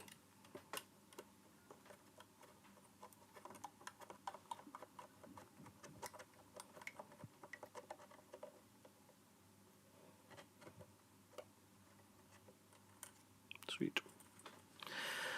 All right, we have removed frets. Flamenco. No, see, flamenco players like it lower. Flamenco players actually want a lower action, and they want that little bit of buzz to it, because that's part of, like, the sound of it. They want that percussive type thing, but, like, traditional classical players who are playing, like, Baroque style music. That's the word I was looking for, Baroque. Baroque type music or other, like, fast sort of things, they want a higher action. And it's wild. It's insane how well they do it. No shredders back then. If there was, they had all tendonitis after 1 year. You have seen Les Paul play, right? Or Django Reinhardt, or like any of these players back then. What came in like the 80s and 70s and all the rest of that wasn't exactly unique. Andre Segovia, all those kind of classical masters, they were doing some stuff that was phenomenal on a really high action. What makes it a bit different, though, is when you got high gain and you're starting to bring those factors in, then suddenly having a high action and having your intonation go out a while and steel strings and all the rest of that, modern steel strings, makes a difference. Old steel strings were like the round core that were also flat wound with like Monel or something like that. They weren't quite so susceptible to that kind of stuff, you know? Yeah, Django's the original shredder, you know, one of them. Malmsteen had his action crazy high and scalped fretboard, absolutely nuts, yeah. Steve Vai as well, had a mate of mine years ago who went there and he got to hang out backstage and whatnot and got to, like, you know, check out one of his guitars as they were doing load in and that. And he's like, I picked this thing up. And I was like, how is he playing that quick on this action? It was like way higher than what he would have expected. Some people like it low, some people like it high. It all depends. You know, it's all personal preference. Depends on what your skills are. Cool. Look at that. That's a bunch of frets all out. Ready to rock and roll. Now comes the fun part is let's see what the fret radius is. Fretboard. Yay. Is it going to be 12 inch? Is it going to be 9.5? Is it going to be 16? Is it going to be some weird number in between? Don't know. Let's get the most common ones. 9.5, 12, and we'll get a 14 as well, just to see if it's gone slightly flatter. Django ended up with 2 or 3 fingers. He had 2 fingers on his left hand. First finger, second finger. Third and fourth were damaged in a fire in one of their caravans. So they were basically fused together and he couldn't move them. So he was doing like that kind of thing, moving up and down. It was absolutely insane. Steve Vai hurt his tendons holding a static cord for 20 minutes. Yeah. All right, let's see. Where's my 12? There we go. There's my 12. Oh my giddy aunt, are you serious? This one might actually be damn well close on 12. A little bit of fall off on the treble end. Much better down here.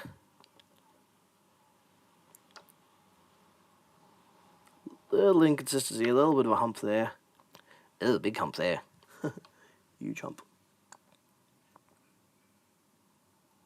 Yeah. So this one won't actually require a huge amount of wood come off of it. Nice. That's good. Just take a wee bit off, because yeah, it's definitely not 9.5, huge gap underneath it. Cool. So yeah, I'll grab my 12-inch sanding beam, just knock a little bit off just to level it and make it a little bit nicer. Because once that's also a bit nicer too, that also means that the frets will go in, sit nice and flat a lot easier, and not want to spring up so much. Just kind of what we want. We want it to stay down. We don't want it to come back up in the future. Get those frets in and make it pop. Well, there's your problem. Yep. Actually, I do like that podcast. It's one of my favorites. If you don't listen to it already, it's well, there's your problem, which is a podcast about engineering disasters with slides. It's really quite cool. They cover some of the most wild things I'd never even heard of, but apparently were like big, massive disasters that are quite kind of prevalent. Where to put my calipers? I put them somewhere again. No, not those ones. Not those ones. My other calipers. I have 2 sets. I have 2 sets of calipers. An old bluegrass player has both of his hands operated on for tendonitis. Yeah. It's one of those things that can happen, you know. You can do as much as you can with technique. Sometimes your body's just going to go, nah. Especially if you play like way too long or way too many hours and all that. There we go. All right. So I needed these calipers because my I got 2 sets of calipers, which are both Mitutoyo. Picked them up in Japan, super cheap. Actually, no, wait, sorry. These ones are picked up in a cash converters for like $50, and the other ones are picked up in Japan for $30, which is nice. But the smaller set only does metric. It doesn't actually do imperial, and I need that because. All right, so we're looking at 100, 103, 105. So 105 width should do the jobby. Yeah. So it's going to be these ones. Not the mediums, no, I want the next size. That size up. Wide / high. 110, yep. Cool. There we go. One of my old employers is creating content for them with the 737X Max. Oh! You're talking about, there's your problem. Nice. That's kind of cool. I rate that. Yeah, that whole 737 thing is a nightmare. Thankfully, my flights as I go to Japan this year are all on Airbus. Airbus A350s and A330, which is nice. wide/highest. Yep, that'll do the jobby nicely. That'll be about on par with what it would have shipped with originally. Greetings from Japan. Hey, hey, hey. I'll be there in a couple of weeks. It'll be nice. I'll get me some good stuff happening over there. Pick up some things. Do my live streams whilst I'm there. Yeah. Oh. Points to hole inside of plane. Yep. Now you see this is a hole inside of the plane. That's bad. Very bad. Sometimes I use metric and sometimes imperial. The only time I use imperial is when I'm doing guitar work and I'm working on stuff that is imperial. So the widths of the fret crowns and that, it's done in, you know, measured in thousandths of an inch. You know, the scale length, even though when I'd like actually, if I've got to like fix up something there, I'll use metric, because metric at least I can like measure it properly and get it down to a finer sort of level. What else? Yeah, no, that's pretty much it for that. And of course the like tool sizes, which of course you got fractional imperial and then decimal imperial. Yay! 50 thou for a Allen key hex head Duva lacquer. Versus the next one up, which is like, what size is it? 7/16? 1/16. That's it. 7/16 is something else. I think it was a Tektronic pedal. Tech 21 pedals, I think, uses 7/16 Allen key just to really keep people out. I worked mostly on 757 and the 787, which had its own problems. Yes, and part of that problem comes from Boeing gutting most of what they do and being so hyper-focused on profit and making it where, like, you know, as opposed to working for Airbus or something over there, you know, it's like, you work for Airbus, awesome. Whereas the joke is, you know, you go work for Boeing because you couldn't get a job in another tech startup. It's unfortunate, man. You know, great company, did some great stuff, merged many times, but then, of course, you know, the ever lingering spectre of the fingers of, you know, capitalism and all the rest of that, getting into it and gutting it to make, you know, better value for shareholders. My string height is in 64ths. I can't do that. I can't. Millimeters, man. Millimeters. What the hell's 7/64ths? What the hell? No. Nah. No. No. Millimeters. An average setup is 1.75 millimeters on the low E, 1.5 on the high E for your average player. That's what I call the everyman setup. It works brilliantly. You're a shredder, you get 1.5 to 1.25. You want something like a blues man? Well, you're going to get something closer like 1.8, 1.9 on the low, and like 1.7 on the high. Maybe get a little bit more on the low string, but they tend to like them a little bit more even with less fall off. It's odd. Yeah, it's 1:15. What does that mean? That means I've had some good fun, but I'm starting to get hungry, you know? Yeah, he does translate them, but sometimes he forgets, and my brain doesn't work in the fractional type thing, so I have to, like, look it up. That's why, thankfully, at least with, like, Stu Mac, with their string gauges and that, they got, like, on the back of it, there we go, there, I'll just hold it up. Little gauge on the back so you can, like, easily translate. Because Google now becomes such a shit company, you try and punch anything of that in online, it takes you to incorrect information left, right, and center. Real pain in the butt. Who is it? What do you want?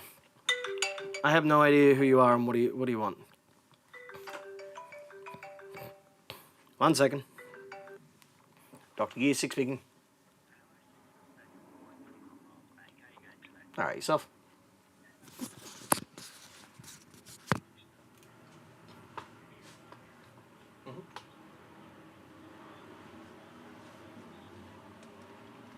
Yep, just 1 second, sorry.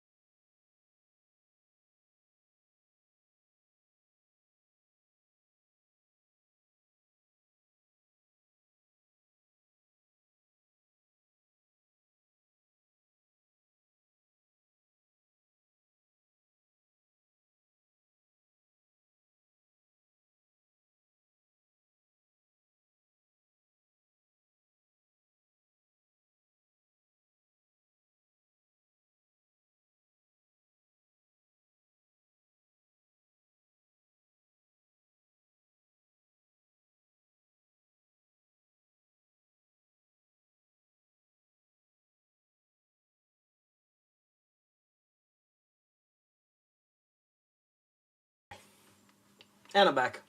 Had to deal with some various bits and pieces on that. So yeah, it is very, very warm, and I'm going to go find me some lunch. But, as always, it's been a pleasure. You know, I'll probably do something at some point later this week, maybe. On the weekends, you know, depend on how I go and all that. Yeah, I'll keep working on this afternoon and sort that out. But until then, hope everyone has a good weekend, a good day, all that kind of jazz. I'm going to go have me some lunch. See you later.